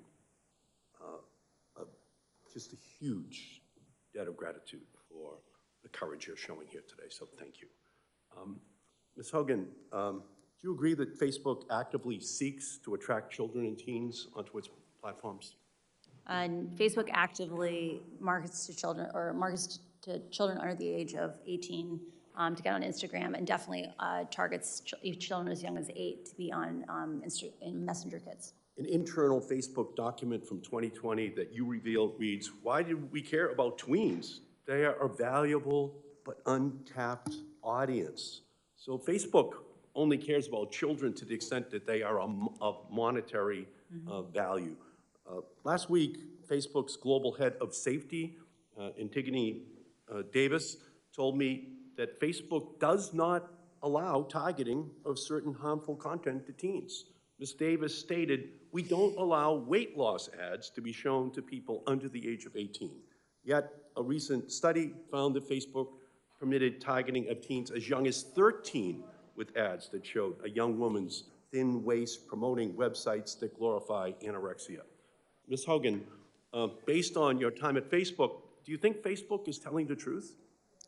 I think Facebook has focused on scale over safety, and it is likely that they are using artificial intelligence to try to identify harmful ads without allowing the public oversight to see what is the actual effectiveness of those safety systems. You unearthed Facebook's research about its harm to teens. Did you raise this issue with your supervisors? I did not work directly on anything involving teen mental health. This research is freely available to anyone in the company. Ms. Davis testified last week, quote, "We don't allow tobacco ads at all. We don't allow them to children either. We don't allow alcohol ads to minors. However, researchers also found that Facebook does allow targeting of teens with ads on vaping." Ms. Haugen, based on your time at Facebook, do you think Facebook is telling the truth? I do not have context on that issue. I assume that if they are using artificial intelligence to catch those vape ads, unquestionably ads are making its way through. Okay. So from my perspective, listening to you and your incredibly courageous revelations time and time again, Facebook says one thing and does another. Time and time again, Facebook fails to abide by the commitments that they had made. Time and time again, Facebook lies about what they are doing. Yesterday, Facebook had a platform outage, but for years it has had a principles outage. Its only real principle is profit. Facebook's platforms are not safe for young people. As you said, Facebook is like big tobacco, enticing young kids with that first cigarette, that first social media account designed to hook kids as users for life. Ms. Haugen, your whistleblowing shows that Facebook uses harmful features that quantify popularity, push manipulative influencer marketing, amplify harmful content to teens. And last week, in this committee, Facebook wouldn't even commit to not using these features on 10-year-olds. Facebook is built on computer codes of misconduct. Senator Blumenthal and I have introduced the Kids Internet Design and Safety Act, the KIDS Act. You have asked us to act as a committee. And Facebook has scores of lobbyists in the city right now coming in right after this hearing to tell us we can't act. And they've been successful for a decade in blocking this committee from acting. So let me ask you a question. The Kids Internet Design and Safety Act, or the KIDS Act, here's what the legislation does. It includes outright bans on children's app features that, one, quantify popularity with likes and follower counts. Promotes two, that two, promotes influencer marketing, and three, that amplifies toxic posts, and that it would prohibit Facebook from using its algorithms to promote toxic posts. Should we pass that legislation? I strongly encourage reforms that push us towards human-scale social media and not computer-driven social media. Those amplification harms are caused by computers choosing what's important to us, not our friends and family. And I encourage any system that children are exposed to not use amplification systems. So you agree that Congress has to enact these special protections for children and teens that stop social media companies from manipulating young users and threatening their well-being, to stop using its algorithm to harm kids. You agree with that? I do believe Congress must act to protect children. And children and teens also need a privacy online Bill of Rights. I'm the author of the Children's Online Privacy Protection Act of 1998. But it's only for kids under 13 because the industry stopped me from making it age 16 in 1998 because it was already their business model. But we need to update that law for the 21st century. Tell me if this should pass. One, create an online eraser button so that young users can tell websites to delete the data they've collected about them. Two, give young teens under the age of 16 and their parents control of their information. And three, ban targeted ads to children. I support all those actions. Thank you. And finally, I've also introduced the Algorithmic Justice and Online Platform Transparency Act, which would, one, open the hood on Facebook and big tech's algorithms so we know how Facebook is using our data to decide what content we see, and two, ban discriminatory algorithms that harm vulnerable populations online, like showing employment and housing ads to white people, but not to black people in our country. Should Congress pass that bill? Algorithmic bias issues are a major issue for our democracy. During my time at Pinterest, I became very aware of the challenges of, like I mentioned before, it's difficult for us to understand how these algorithms actually act and perform. Facebook is aware of complaints today by people like African Americans saying that Reels doesn't give African Americans the same distribution as white people. And until we have transparency and our ability to confirm ourselves that Facebook's marketing messages are true, we will not have a system that is compatible with democracy. So, I thank Senator Lee. I agree with you and your line of questions. I wrote Facebook asking them to explain that discrepancy because Facebook, I think, is lying about targeting 13 to 15-year-olds. So here's my message for Mark Zuckerberg. Your time of invading our privacy, promoting toxic content, and preying on children and teens is over. Congress will be taking action. You can work with us or not work with us, but we will not allow your company to harm our children and our families and our democracy any longer.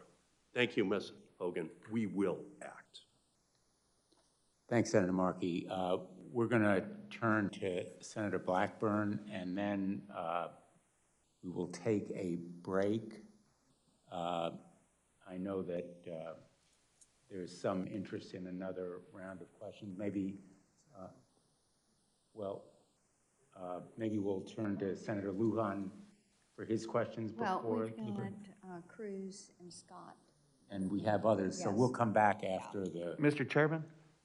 I have to go to sit in the chair starting at noon today. Why don't we turn to, you had one question? I do. I have one question. This relates to what Mr. Markey was asking.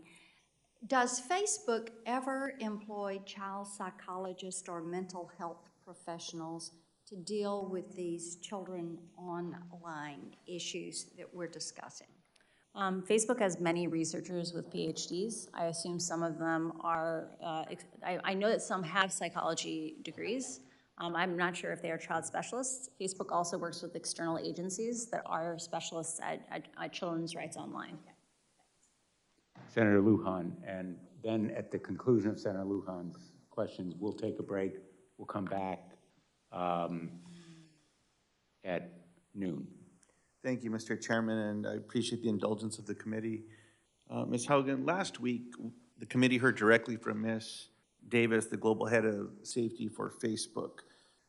During the hearing, the company contested their own internal research as if it does not exist. Yes or no, does Facebook have internal research indicating that Instagram harms teens, particularly harming perceptions of body image, which disproportionately affects young women? Yes, Facebook has extensive research on the impacts of its products on teenagers, including young women. Thank you for confirming these reports. Last week, I requested Facebook make the basis of this research the data set minus any personally identifiable information available to this committee. Do you believe it is important for transparency and safety that Facebook release the basis of this internal research, the core data set, to allow for independent analysis? I believe it is vitally important for our democracy that we establish mechanisms where Facebook's internal research must be disclosed to the public on a regular basis, and that we need to have privacy-sensitive data sets that allow independent researchers to confirm whether or not Facebook's marketing messages are actually true. Beyond this particular research, should Facebook make its internal primary research, not just secondary slide decks of cherry-picked data, but the underlying data public by default? Can this be done in a way that respects user privacy? I believe in collaboration with academics and other researchers that we can develop privacy-conscious ways of exposing radically more data that is available today. It is important for our ability to understand how algorithms work, how Facebook shapes the information we get to see, that we have these data sets be publicly available for scrutiny. Is Facebook capable of making the right decision here on its own, or is regulation needed to create real transparency at Facebook? Until incentives change at Facebook, we should not expect Facebook to change. We need action from Congress. Last week, I asked Ms. Davis about shadow profiles for children on the site, and she answered that no data is ever collected on children under 13 because they are not allowed to make accounts. This tactfully ignores the issue.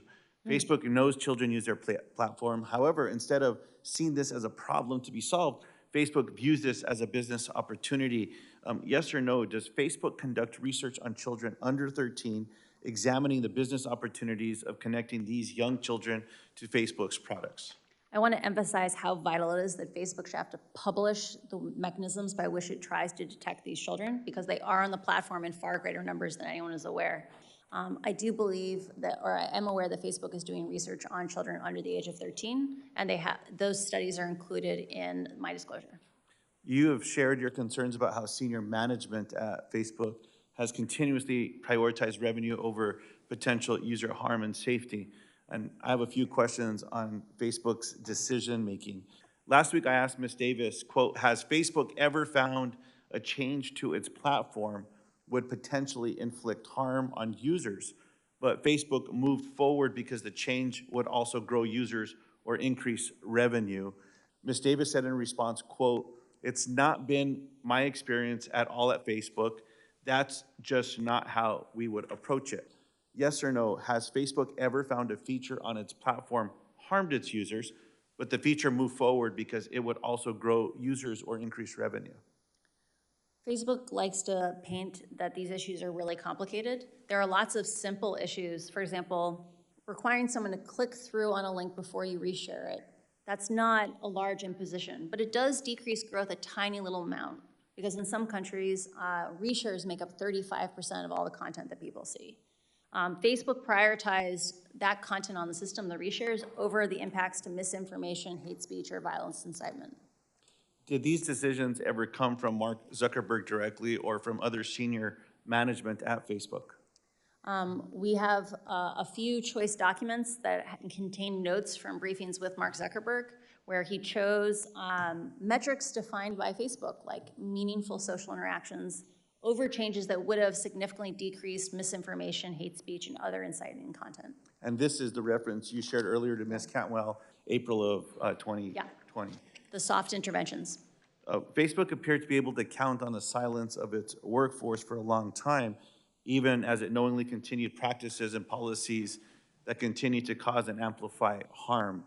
Facebook content moderators have called out, quote, a culture of fear and secrecy within the company that prevented them from speaking out. Is there a culture of fear at Facebook around whistleblowing and external accountability? Facebook has a culture that emphasizes that insularity is the path forward, that if information is shared with the public, it will just be misunderstood.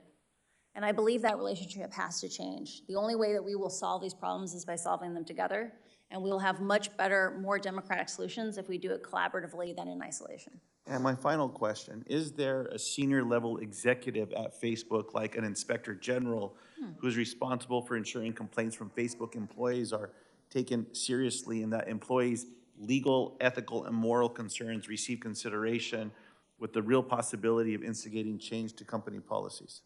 I'm not aware of that role, but the company is large and it may exist.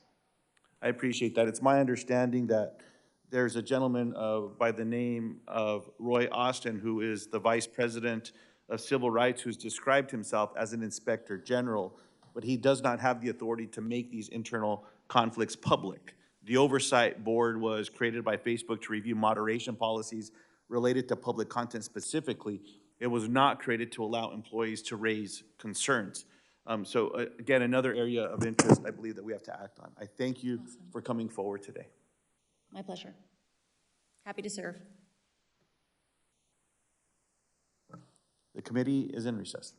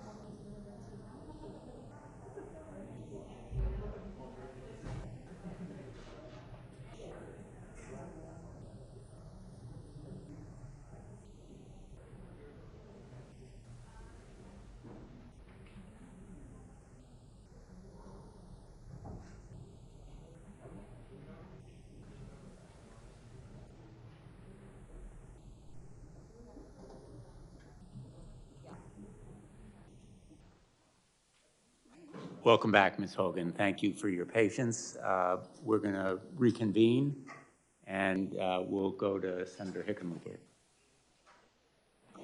Thank you, Mr. Chair. Thank you, Ms. Haugen, for your direct answers and for being willing to come out and, provide such clarity on so many of these issues.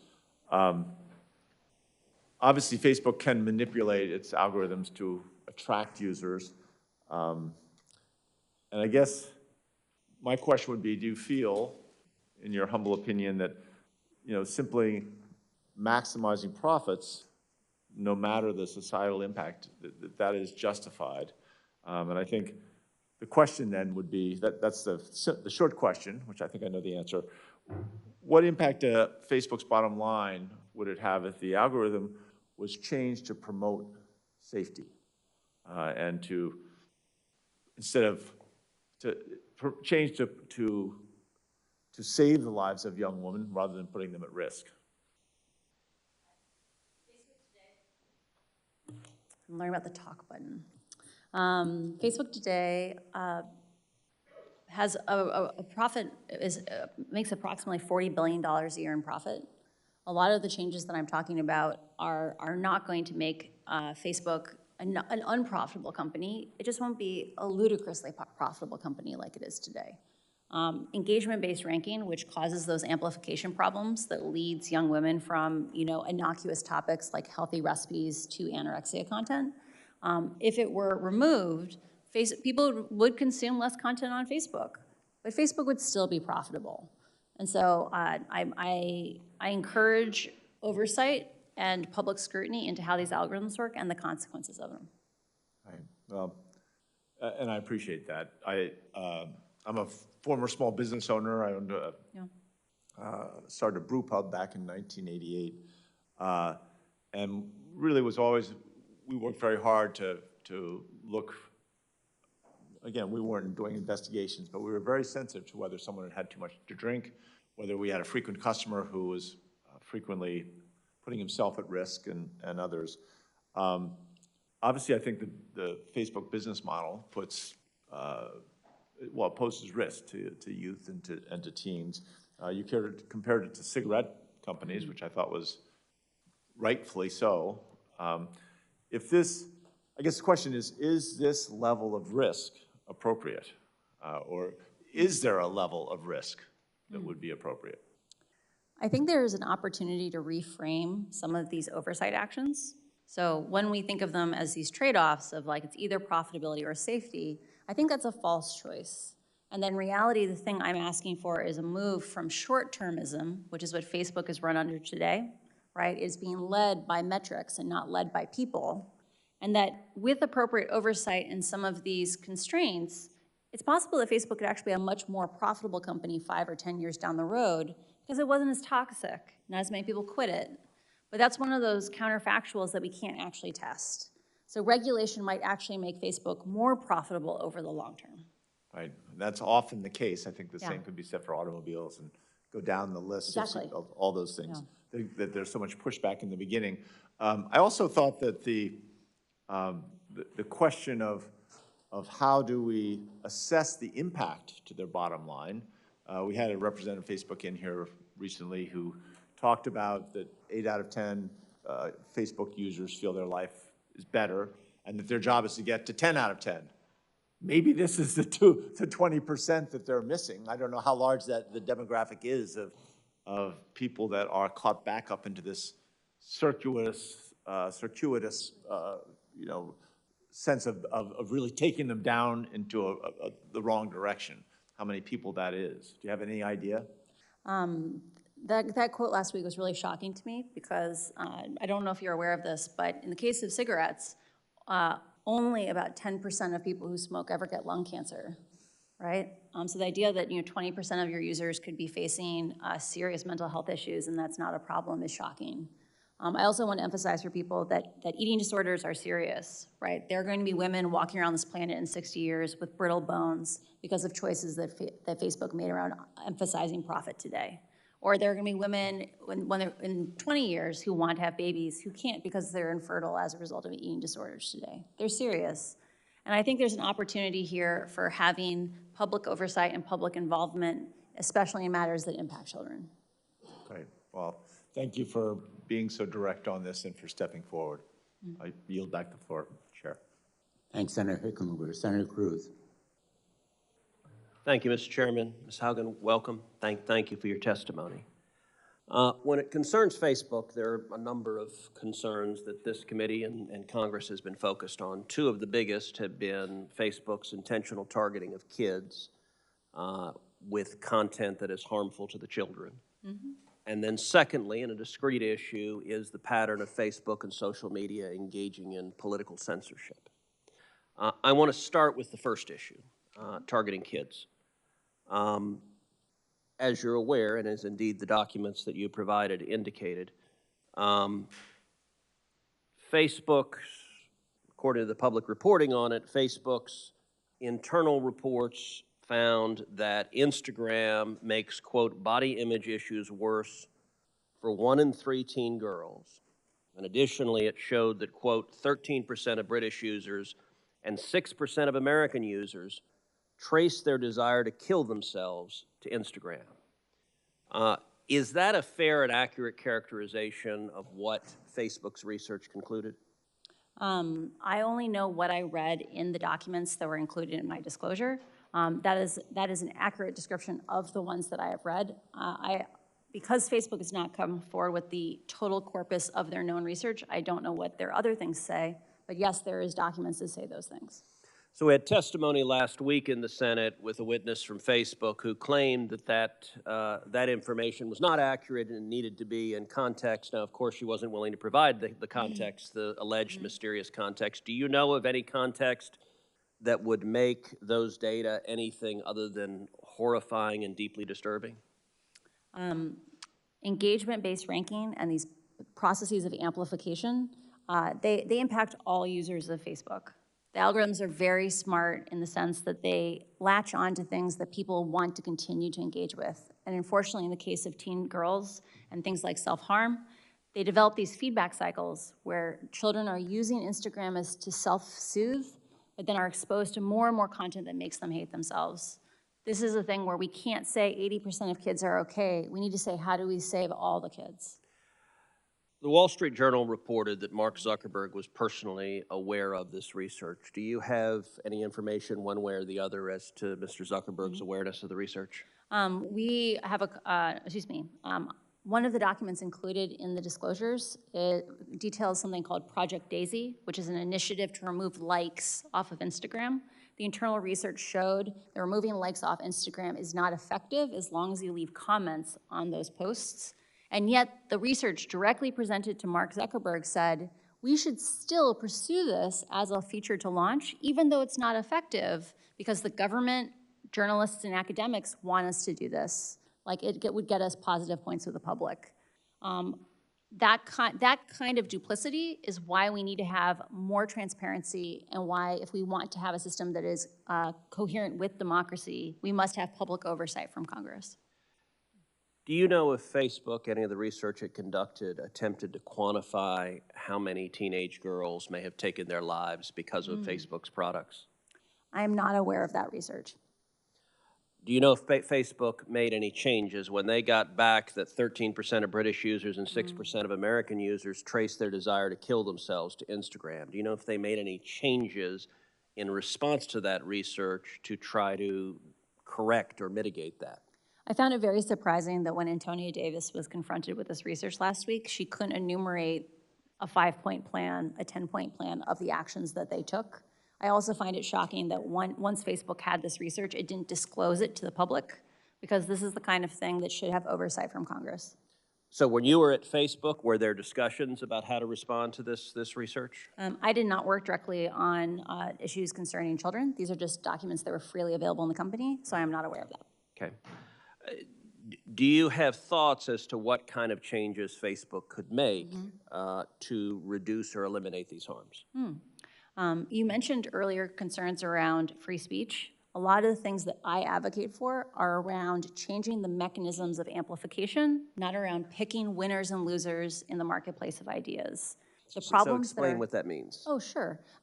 So like I mentioned before, you know, like how on Twitter, if you have to click through on a link before you reshare it, small actions like that friction don't require picking good ideas and bad ideas. They just make the platform less twitchy, less reactive. And Facebook's internal research says that each one of those small actions dramatically reduces misinformation, hate speech, and violence inciting content on the platform. So, and we're running out of time, but on the second major topic of concern of Facebook, which is censorship, based on what you've seen, are you concerned about political censorship at Facebook and in big tech? I believe you cannot have a system that has as big an impact on society as Facebook does today with as little transparency as it does. I'm a strong proponent of chronological ranking, or ordering by time with a little bit of spam demotion, because I think we don't want computers deciding what we focus on. We should have software that is human scaled, where humans have conversations together, not computers facilitating who we get to hear from. So how could we get more transparency? What would produce that? I strongly encourage the development of some kind of regulatory body that could work with academics, work with researchers, work with other government agencies to synthesize requests for data that are privacy conscious. This is an area that I'm really passionate about. Because right now, no one can force Facebook to disclose data. And Facebook has been stonewalling us, or even worse, they gave inaccurate data to researchers, as the scandal recently showed. What data should they turn over? And my time's expired, so. For example, even data as simple as what integrity systems exist today and how well do they perform? Like, there are lots and lots of people who Facebook is conveying around the world that Facebook safety systems apply to their language, and those people aren't aware that they're using a raw, original, dangerous version of Facebook. Just basic actions like transparency would make a huge difference. Thank you. Thanks, Senator Cruz. Senator Loomis.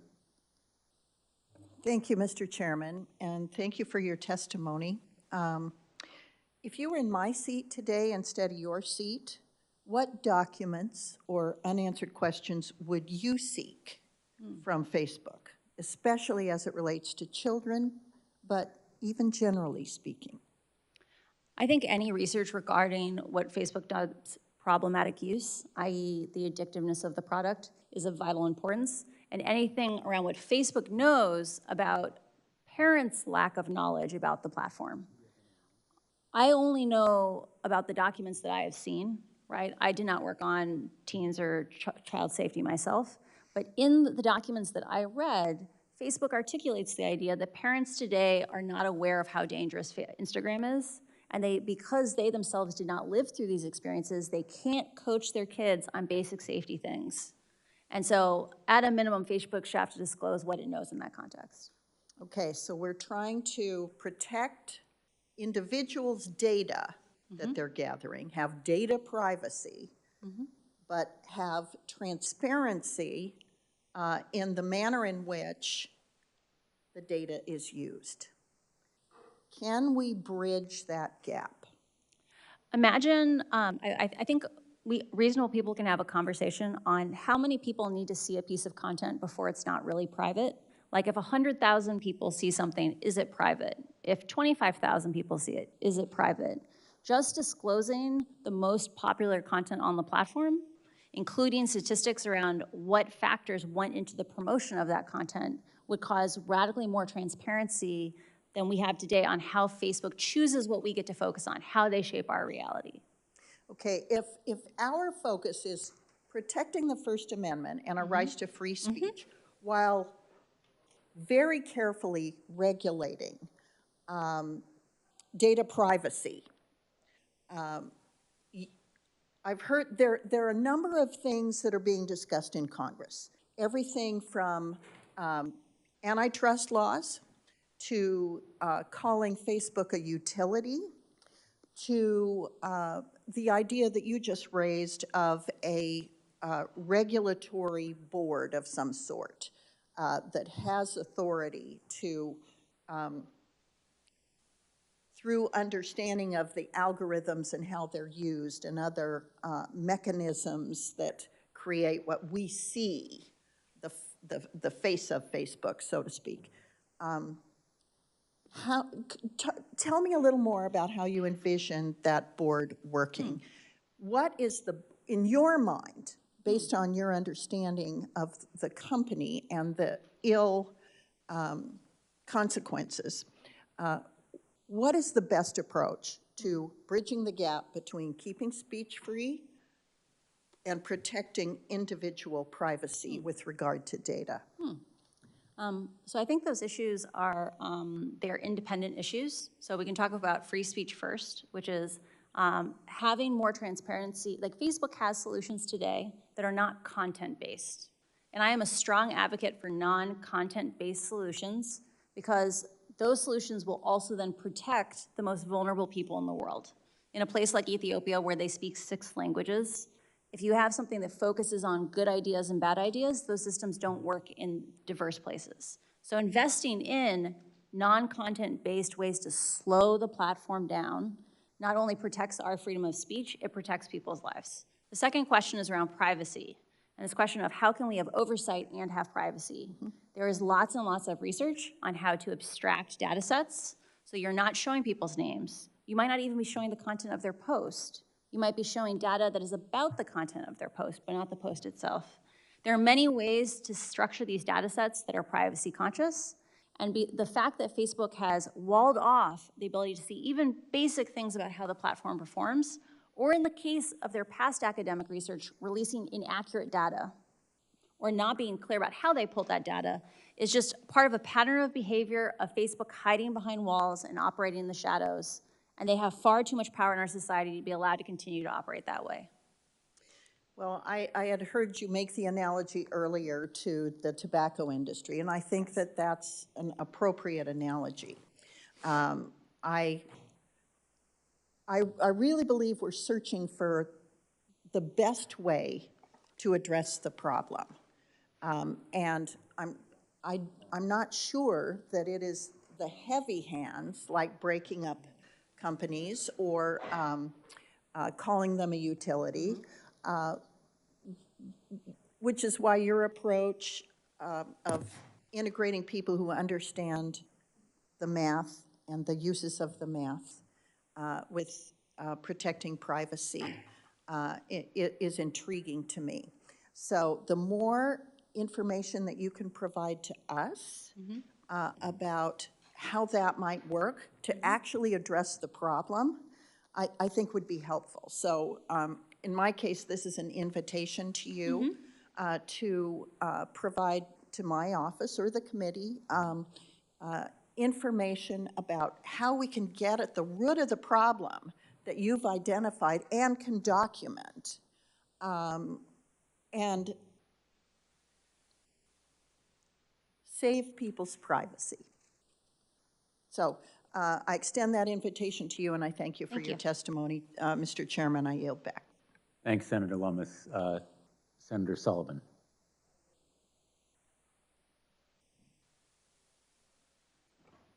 Thank you, Mr. Chairman, and I want to thank our witness here. It's been a good hearing. A lot of information's been learned, particularly on the issue of how this is impacting our kids. I think we're going to look back 20 years from now, and all of us are going to be like, what in the hell were we thinking? When we recognize the damage that it's done to a generation of kids. Do you agree with that? Ms. Haugen? When Facebook has made statements in the past about how much benefit Instagram is providing to kids' mental health, like kids are connecting who were once alone, what I'm so surprised about that is if Instagram is such a positive force, have we seen a golden age of teenage mental health in the last 10 years? Yeah. No, we've seen the opposite, right? We've seen escalating rates of suicide and depression amongst teenagers. Do you think those rates are at least in part driven by the social media phenomenon? There is a broad swath of research that supports the idea that usage of social media amplifies the risk for these mental health harms. So right now, and this hearing is helping illuminate it, we are seeing... And Facebook's own research shows that. Right? Yeah. Say that again, that's important. And Facebook's own research shows that. Right, the kids are saying, I am unhappy when I use Instagram and I can't stop. that if I leave, I'm afraid I'll be ostracized. Right? And that's so sad. So they know that. That's what their research shows. So what do you think drives them to, I had this discussion with the witness last week, and I said, well, you know, I think they called it their timeout or stop. I said, but isn't that incompatible with your business model? Because your business model is more time online, more eyeballs online. Isn't that the fundamental elements of their business model? Facebook has had both an interesting opportunity and a hard challenge from being a closed system. So they have had the opportunity to hide their problems. And like often people do when they can hide their problems, they get in over their heads. And I think Facebook needs an opportunity to have Congress step in and say, guess what? You don't have to struggle by yourself anymore. You don't have to hide these things from us. You don't have to pretend they're not problems. You can declare moral bankruptcy and we can figure out how to fix these things together. Because we solve problems together, we don't solve them alone. And by moral bankruptcy, one of the things, and I appreciate the phrase that the chairman and you've been using, is one of those elements, which is they know this is a problem, they know it's actually impacting negatively the mental health of the most precious assets we have in America, our youth, our kids. I have 3 daughters. They know that that is happening, and yet the moral bankruptcy, from your perspective, is the continuation of this simply because that's how they make money? I phrase it slightly differently. We have financial bankruptcy because we value people's lives more than we value money, right? The people get in over their heads and they need a process where they admit they did something wrong, but we have a mechanism where we forgive them and we have a way for them to move forward. Facebook is stuck in a feedback loop that they cannot get out of. They have been hiding this information because they feel trapped, right? Like they would have come forward if they had solutions to these things. They need to admit they did something wrong and they need help to solve these problems. And that's what moral bankruptcy is. Let me ask, I'm going to switch gears here, and this is, what's your current position right now in terms of its disinformation and counter-espionage? My last role at Facebook was in counter-espionage. I'm sorry, your last role, okay. Yeah. So one of the things, this is a very different topic, and I only got a minute or so left, but right now is Facebook, I know Facebook is not allowed in countries like China, but do they provide platforms for authoritarian or terrorist-based leaders like the Ayatollahs in Iran, that's the largest state-sponsored terrorism in the world, or the Taliban, or Xi Jinping, in my view, our biggest rival for this century, a communist party dictator who's trying to export his authoritarian model around the world. Do they provide a platform for those kind of leaders who, in my view, clearly don't hold America's interests in mind?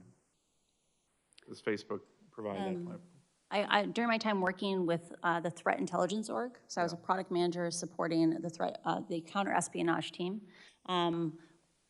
My team directly worked on tracking Chinese participation on the platform, surveilling, say, Uyghur populations in places around the world, that you could actually find the Chinese based on them doing these kinds of things. So Facebook, Yeah. oh, I'm sorry. We also saw active participation of, say, the Iran government doing espionage on other state actors. So this is definitely a thing that is happening, and I believe Facebook's consistent understaffing of the counter-espionage, information operations, and counterterrorism teams is a national security issue, and I'm speaking to other parts of Congress about that. So you are saying, in essence, that the platform, whether Facebook knows it or not, is being utilized by some of our adversaries in a way that helps push and promote their interests at the expense of America's? Yes, Facebook's so very aware that this is happening on the platform. And I believe the fact that Congress doesn't get a report of exactly how many people are working on these things internally is unacceptable, because you have a right to keep the American people safe. Great, thank you very much. Thanks, Senator Sullivan. You may have just opened an area for another hearing. Sorry, yeah. Yeah, I have strong national security concerns about how Facebook operates today. Well, Mr. Chairman, maybe we should, right? I mean, it's a important issue. Not being at all facetious. Thank you for your questions on this topic, and I know you have a busy schedule, but we may want to discuss this issue with you, members of our committee, at least informally and if you'd be willing to come back for another hearing. That certainly is within the realm of possibility. I haven't consulted the ranking member, but, or the chairwoman, but thank you for your honesty and your candor on that topic. Senator Scott. Thank you, Chairman. First off, thanks for coming forward, and thanks for coming forward in a manner that you want to have positive change. So that's not always what happens. Earlier this year, I sent a letter to Facebook and other social media platforms asking them to detail the harmful impacts, including effects on mental health, their platforms have on children and teens. So your reports reveal that Facebook has been fully aware of this for a while, and the harmful impacts, especially on young women. So I think we all agree that's completely unacceptable, and we've got to figure out how we protect the people that are vulnerable in this country from the harmful impacts of Facebook and other social media platforms. So first off, do you think there should be greater consideration for age when it comes to using any social media? I strongly encourage raising age limits to 16 or 18 years old based on looking at the data around problematic use or addiction on the platform and children's self-regulation issues. So I think you addressed this a little bit, but why do you think Facebook didn't address this publicly when they figured it out internally that they were having an adverse impact on young people, especially young women? Why didn't they come forward and say, we've got a problem, we've got to figure this out? I have a huge amount of empathy for Facebook. These are really, really hard questions. And part of why I was saying, I think they feel a little trapped and isolated is the problems that are driving negative social comparison on Instagram. Facebook's own research says Instagram is actually distinctly worse than, say, TikTok or Snapchat or Reddit, because TikTok is about doing fun things with your friends. Snapchat is about faces and augmented reality. Reddit is vaguely about ideas, but Instagram is about bodies and about comparing lifestyles. And so I think there are real questions where like Instagram would have to come in and think hard about their product or about like what is their product about. And I don't think those answers are immediately obvious. But that's why I believe we need to solve problems together and not alone, because collaborating with the public will give us better solutions. So do you think Facebook was trying to mitigate the problem?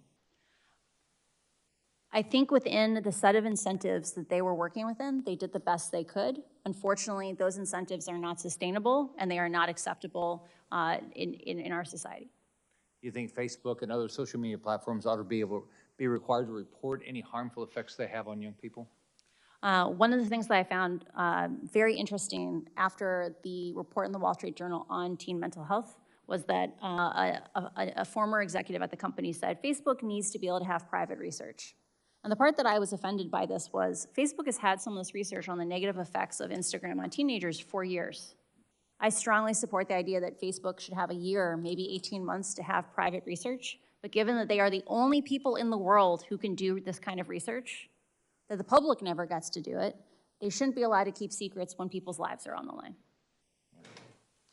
So, because to be clear, if they make $40 billion a year, they have the resources to solve these problems. They're choosing not to solve them. yeah. Didn't that surprise you? They wouldn't put more effort into this? I know. Because you know it's going to catch up with them eventually, right? Yeah, why wouldn't you? like I mentioned earlier to Senator Hickenlooper, right?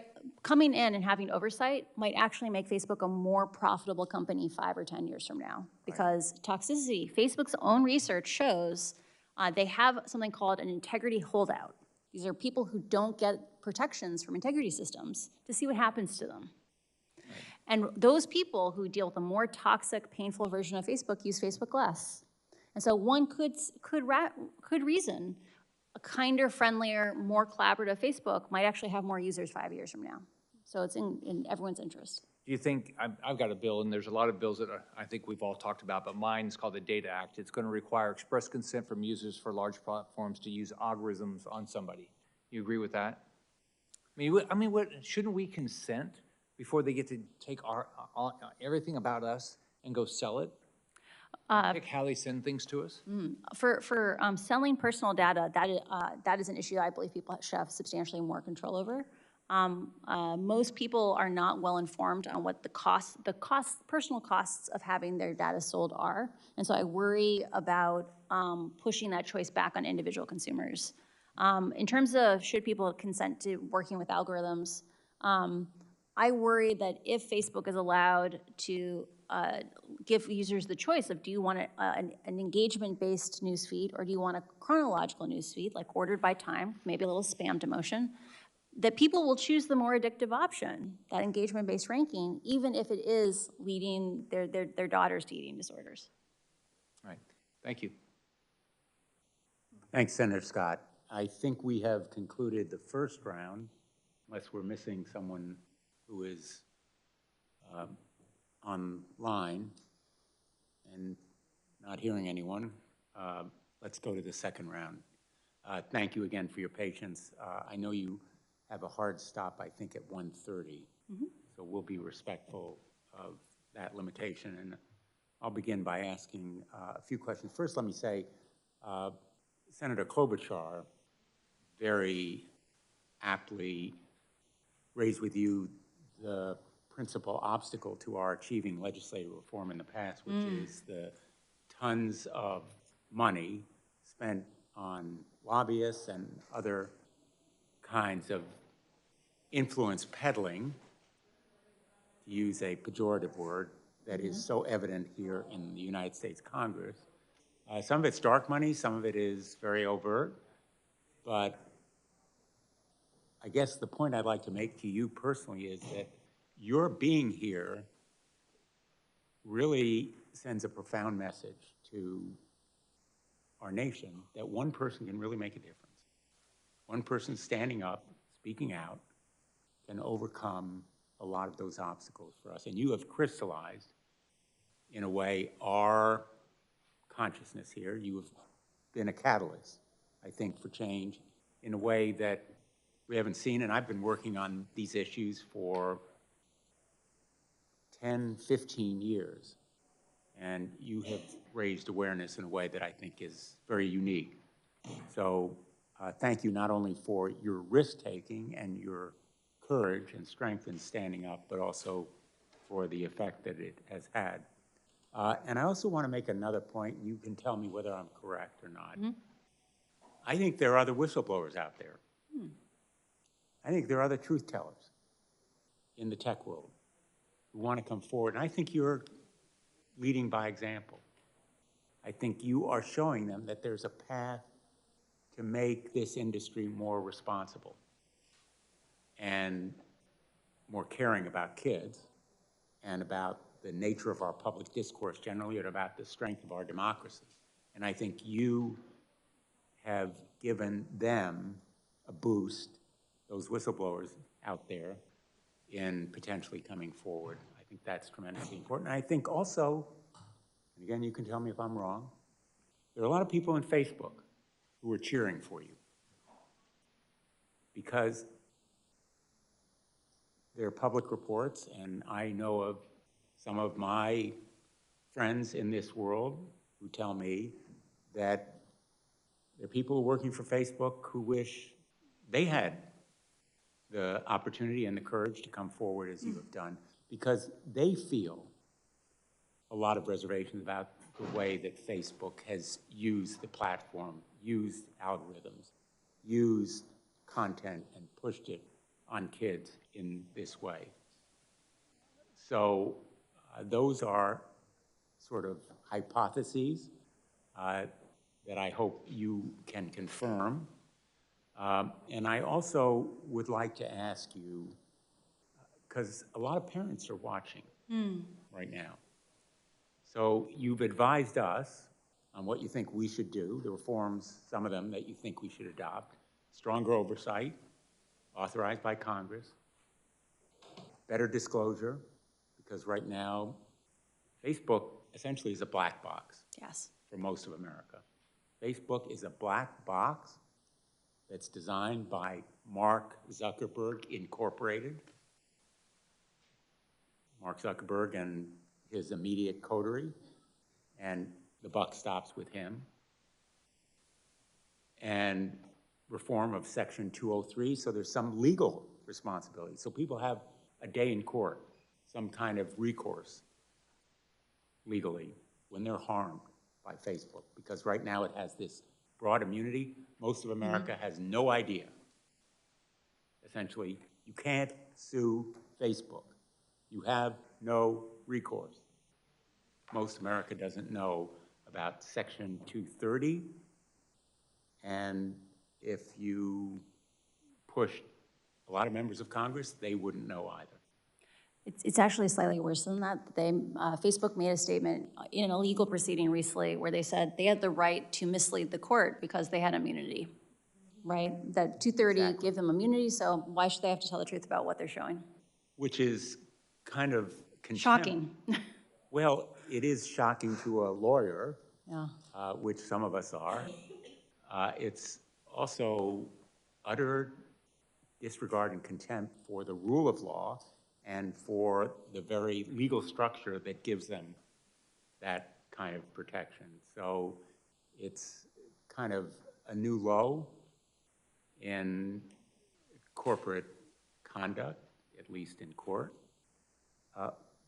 So you've provided us with some of the reforms that you think are important, and I think that the oversight goes a long way because it in turn would make public a lot of what is going on in this black box.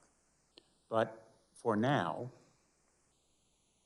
since a lot of teens and tweens will be going home tonight, as you've said, to endure the bullying, the eating disorders, the invitations to feel insecure about themselves, heightened anxiety. They have to live with the real world as it exists right now.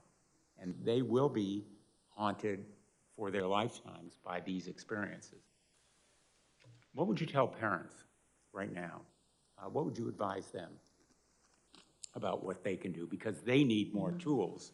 And some of the proposals that have been mentioned here would give parents more tools to protect their children. Right now, a lot of parents tell me they feel powerless. They need more information. They're way behind their kids in their adeptness online.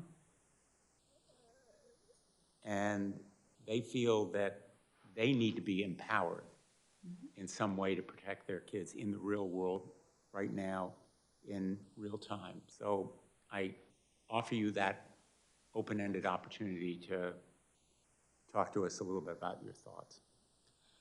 Very rarely do you have one of these generational shifts where the generation that leads, like parents who guide their children, have such a different set of experiences that they don't have the context to support their children in a safe way.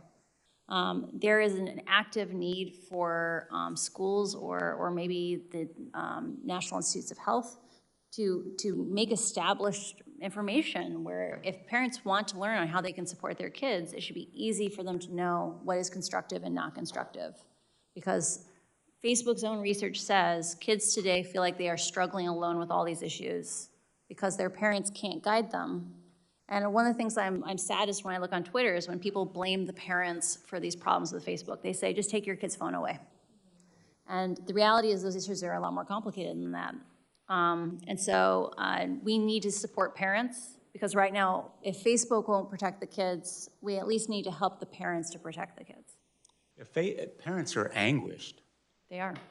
about this issue. Parents are hardly uncaring. They need the tools, they need to be empowered. And I think that the major encouragement for reforms is going to come from those parents. And you have pointed out, I think in general, but I'd like you to just confirm for me, this research and the documents containing that research is not only findings and conclusions, it's also recommendations for changes.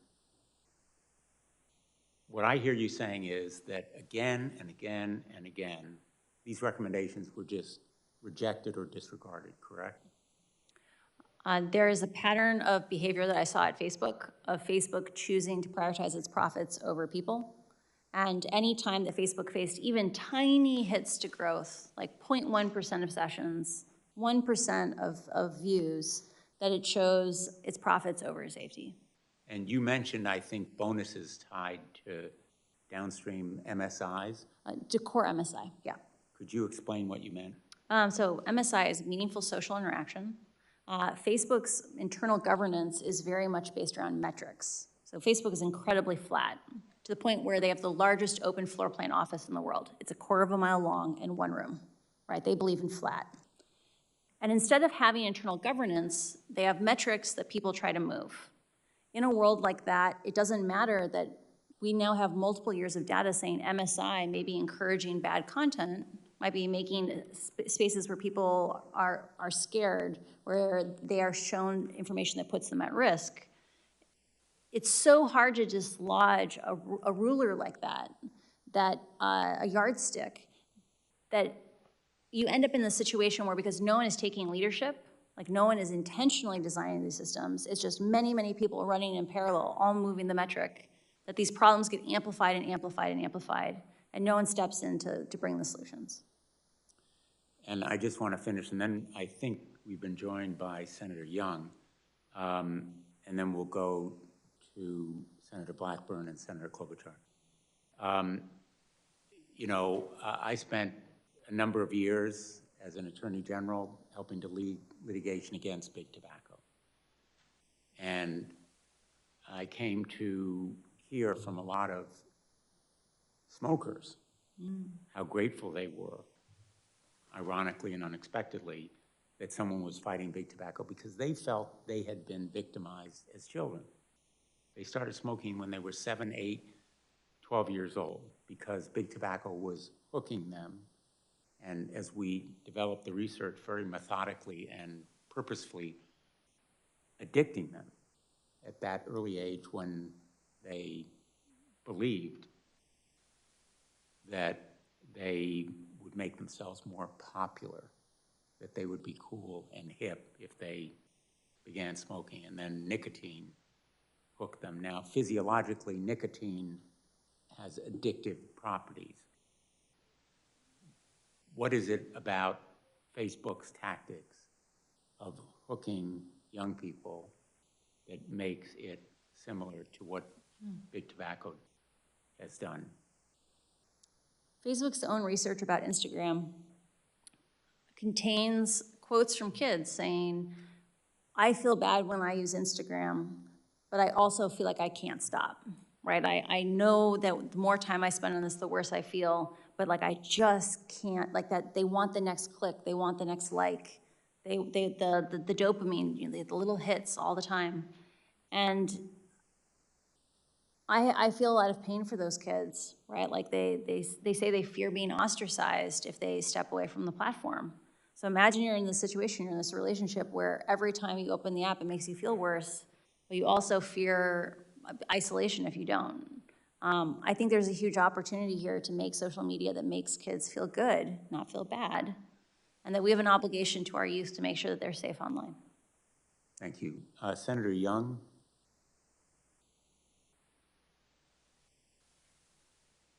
Jen, thank you for your compelling testimony. In that testimony, you discuss how Facebook generates self-harm and self-hate, especially among vulnerable groups like teenage girls.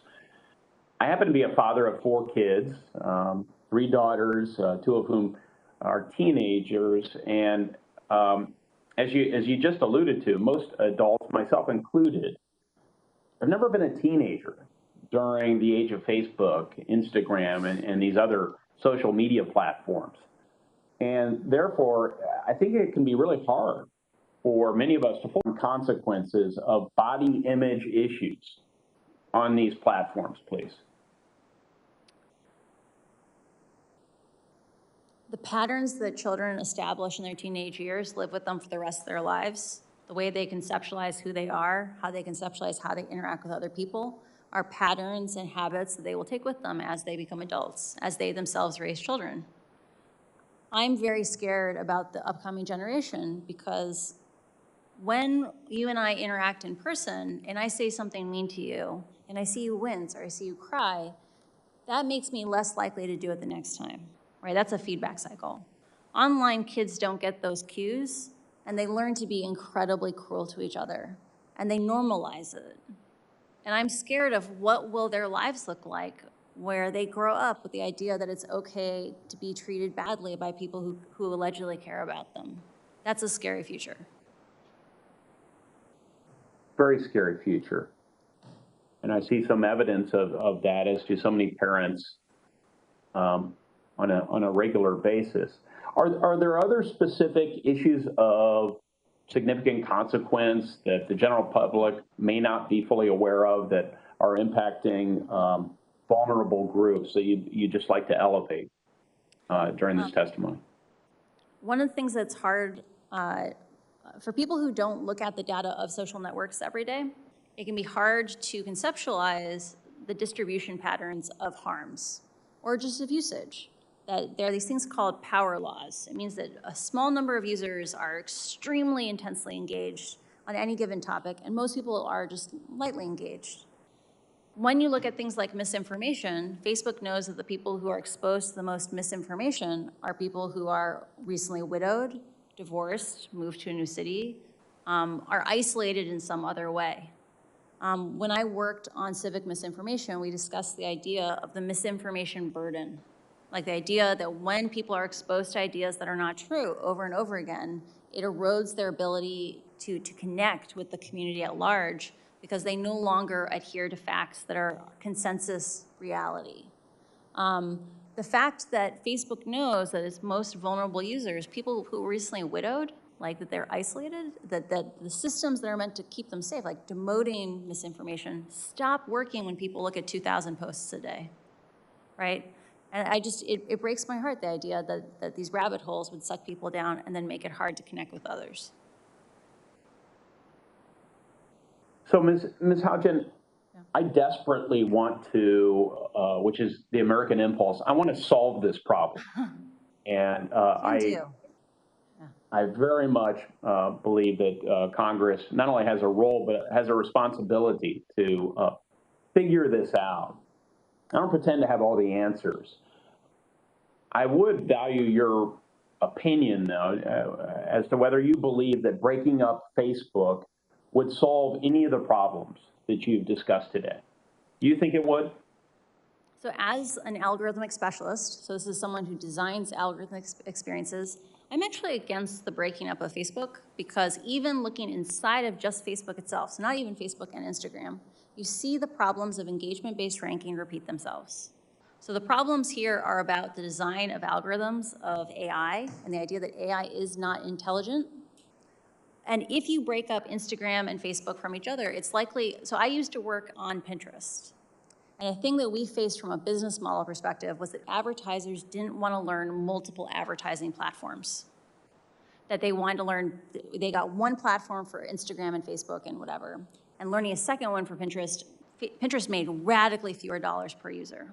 And what I'm scared of is right now, Facebook is the internet for lots of the world. If you go to Africa, the internet is Facebook. If you split Facebook and Instagram apart, it's likely that most advertising dollars will go to Instagram, and Facebook will continue to be this Frankenstein that is altering, that is endangering lives around the world, only now there won't be money to fund it. And so I think oversight and finding collaborative solutions with Congress is going to be key because these systems are going to continue to exist and be dangerous even if broken up. Thank you. Thanks, Ms. Senator Haugen. Young. Senator Blackburn. Thank you, Mr. Chairman. I have a text that was just put up by Facebook's spokesperson, Andy Stone.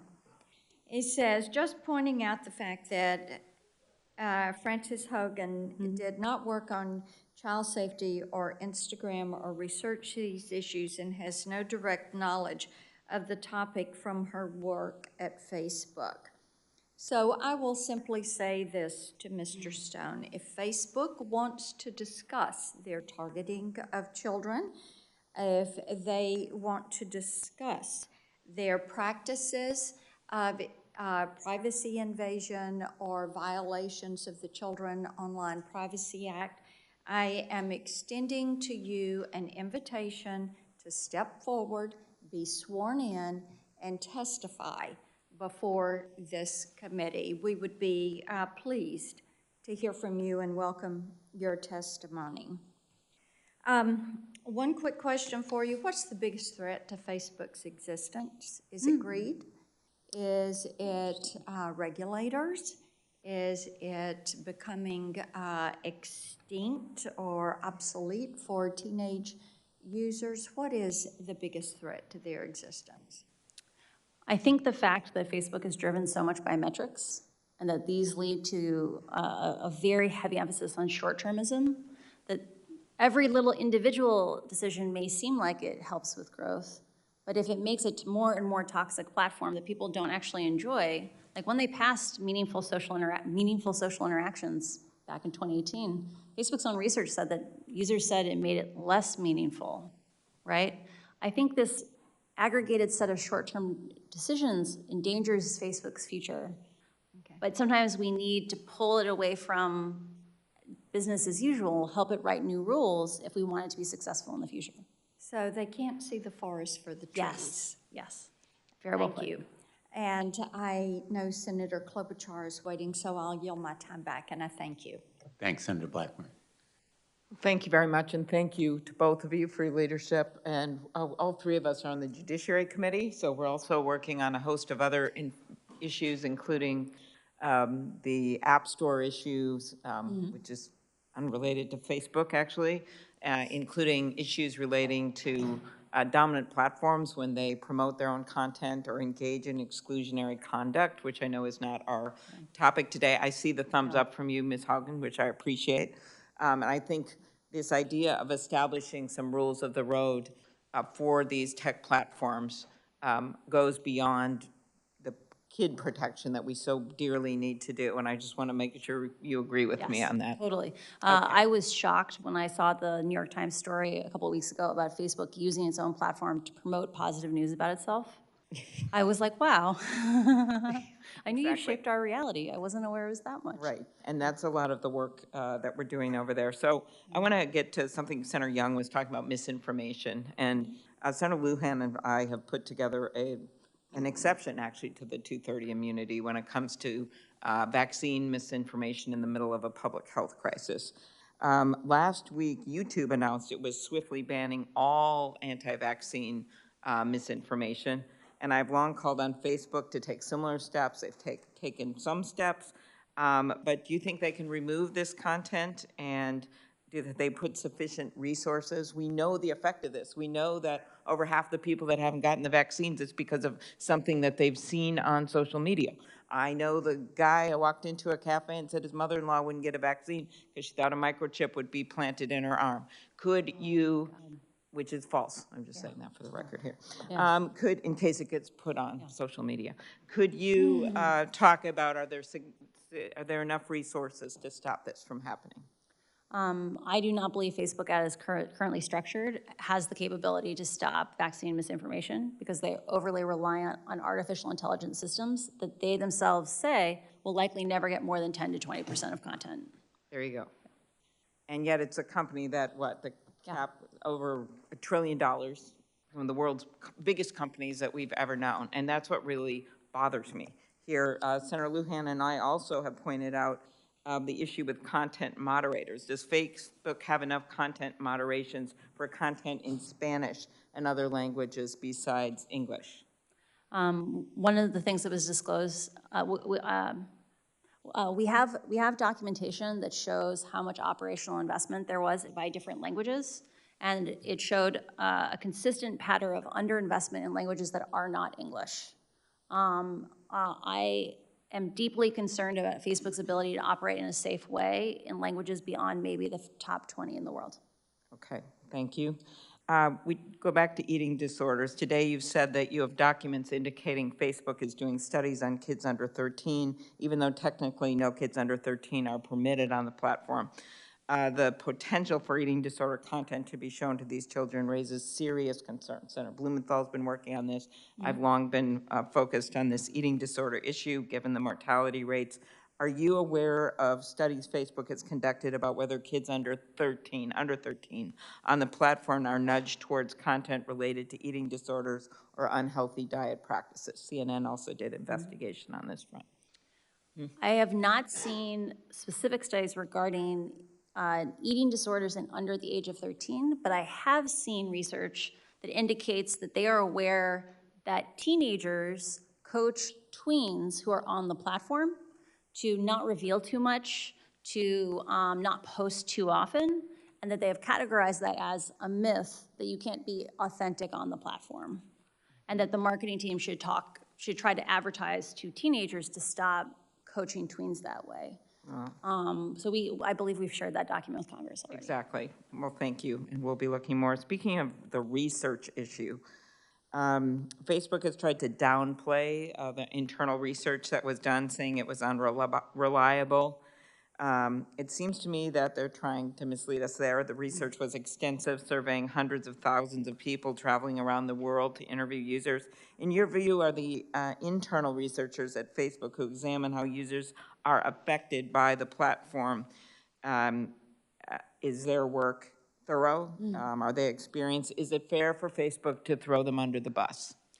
Facebook has one of the top-ranked research programs in the tech industry. Like, they've invested more in it than I believe any other social media platform. And some of the biggest heroes inside the company are the researchers, because they are boldly asking real questions and being willing to say awkward truths. The fact that Facebook is throwing them under the bus, I think, is unacceptable, and I just want the researchers to know that I stand with them and that I see them. Or maybe we should say, as the name of one book, The Ugly Truth. Yeah. What about Facebook blocking researchers at NYU from accessing the platform? Does that concern you? These are outside researchers.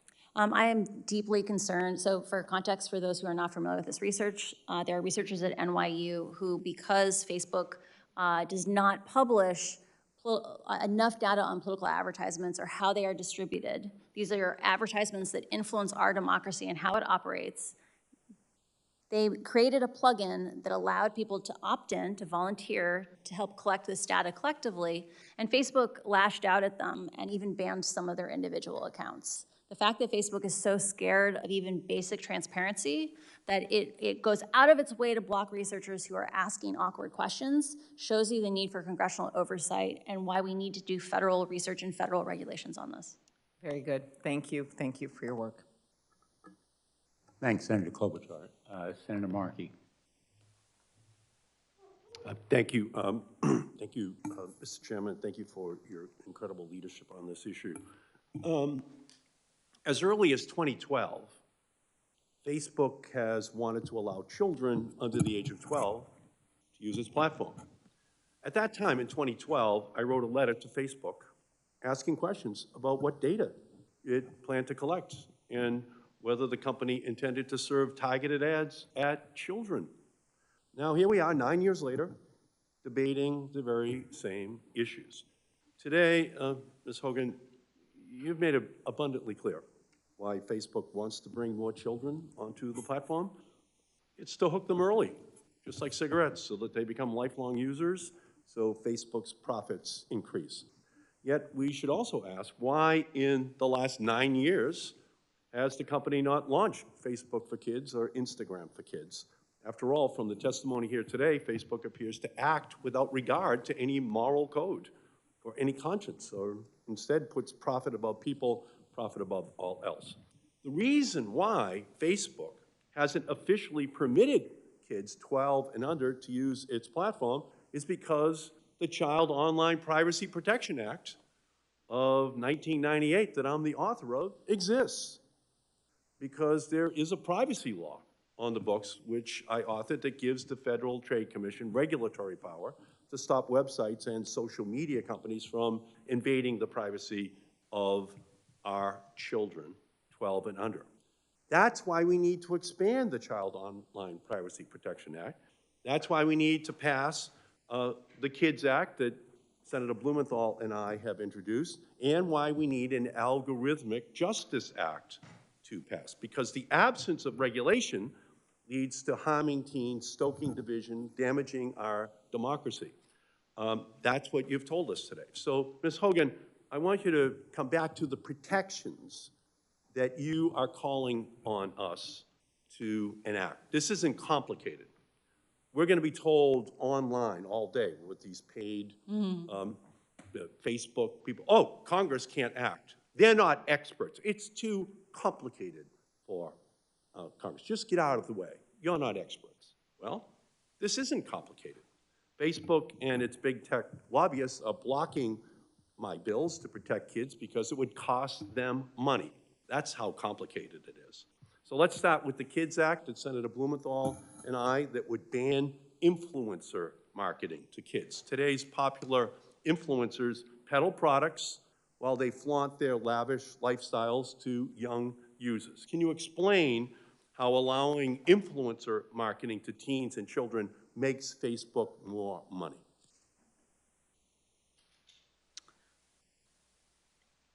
The business model that provides a great deal of the content on Instagram is one where people produce content for free. They put it on Instagram for free, no one's charged for it.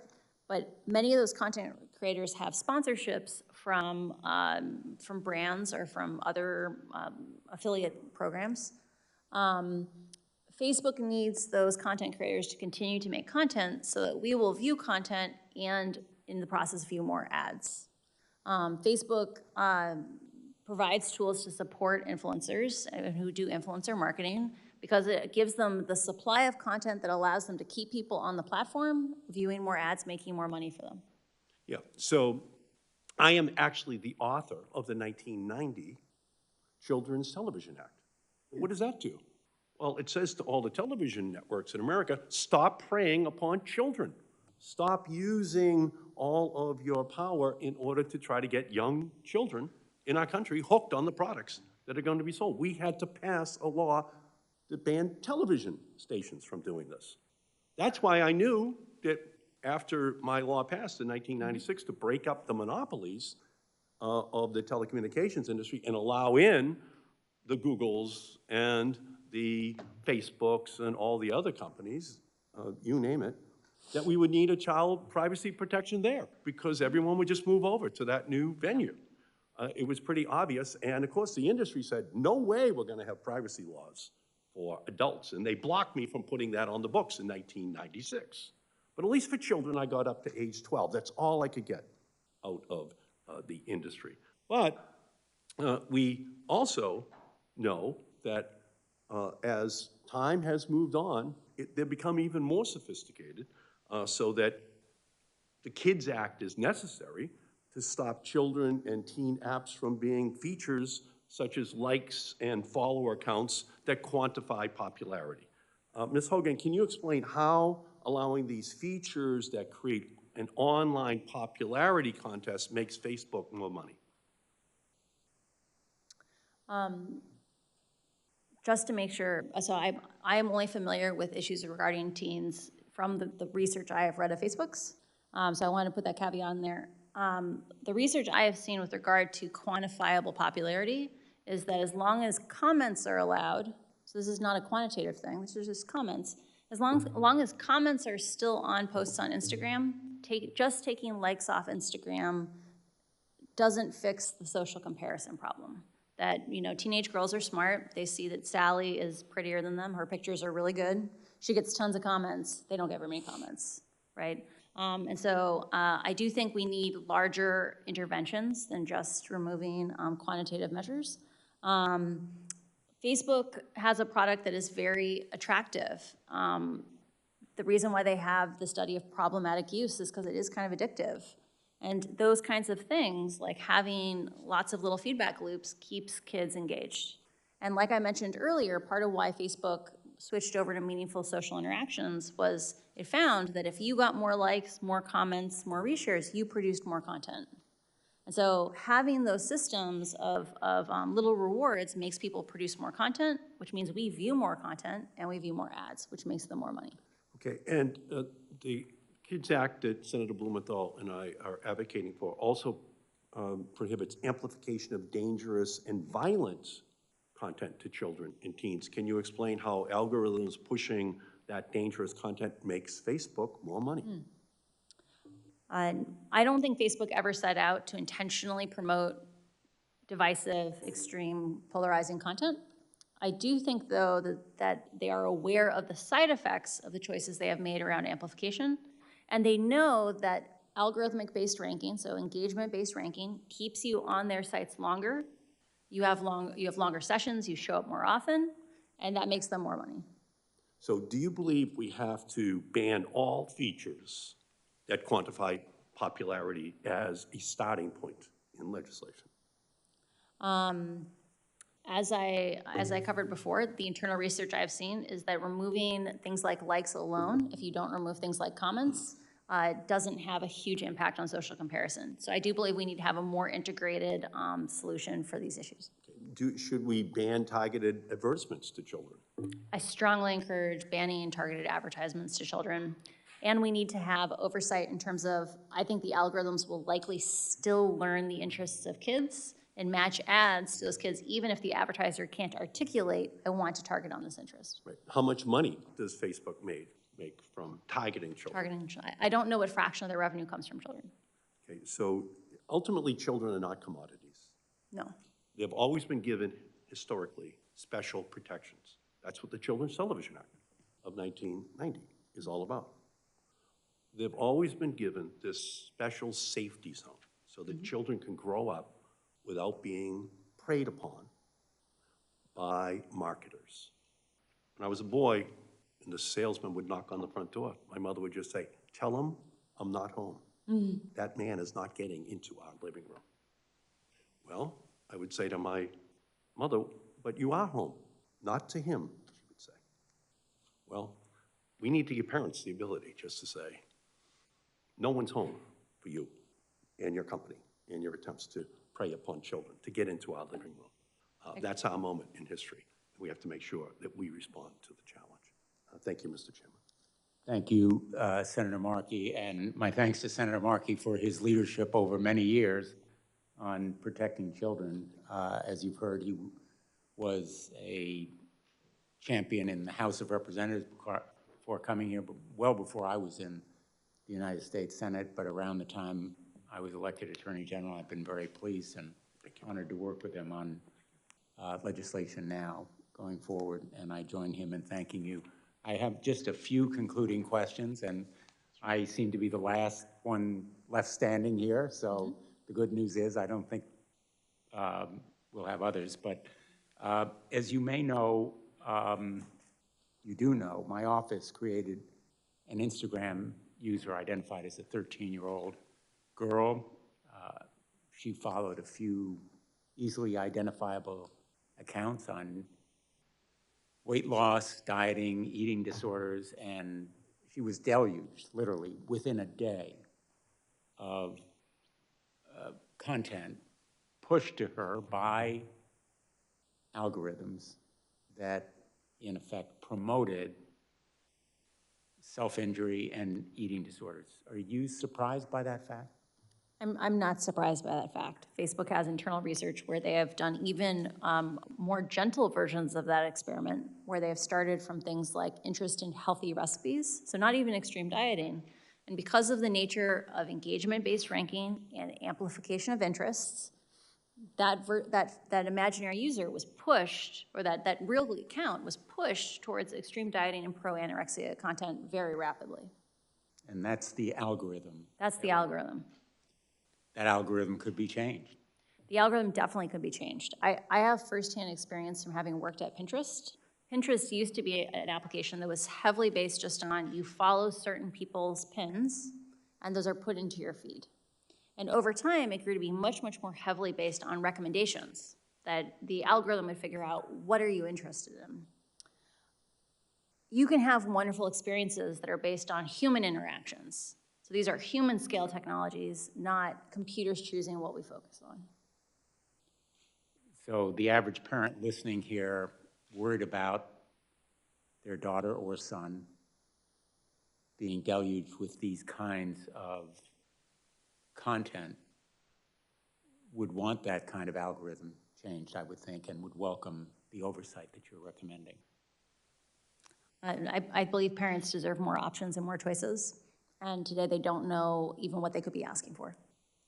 I just received by text, literally about 15 minutes ago, a message from someone in Connecticut, and I'm going to read it to you. It's from a dad.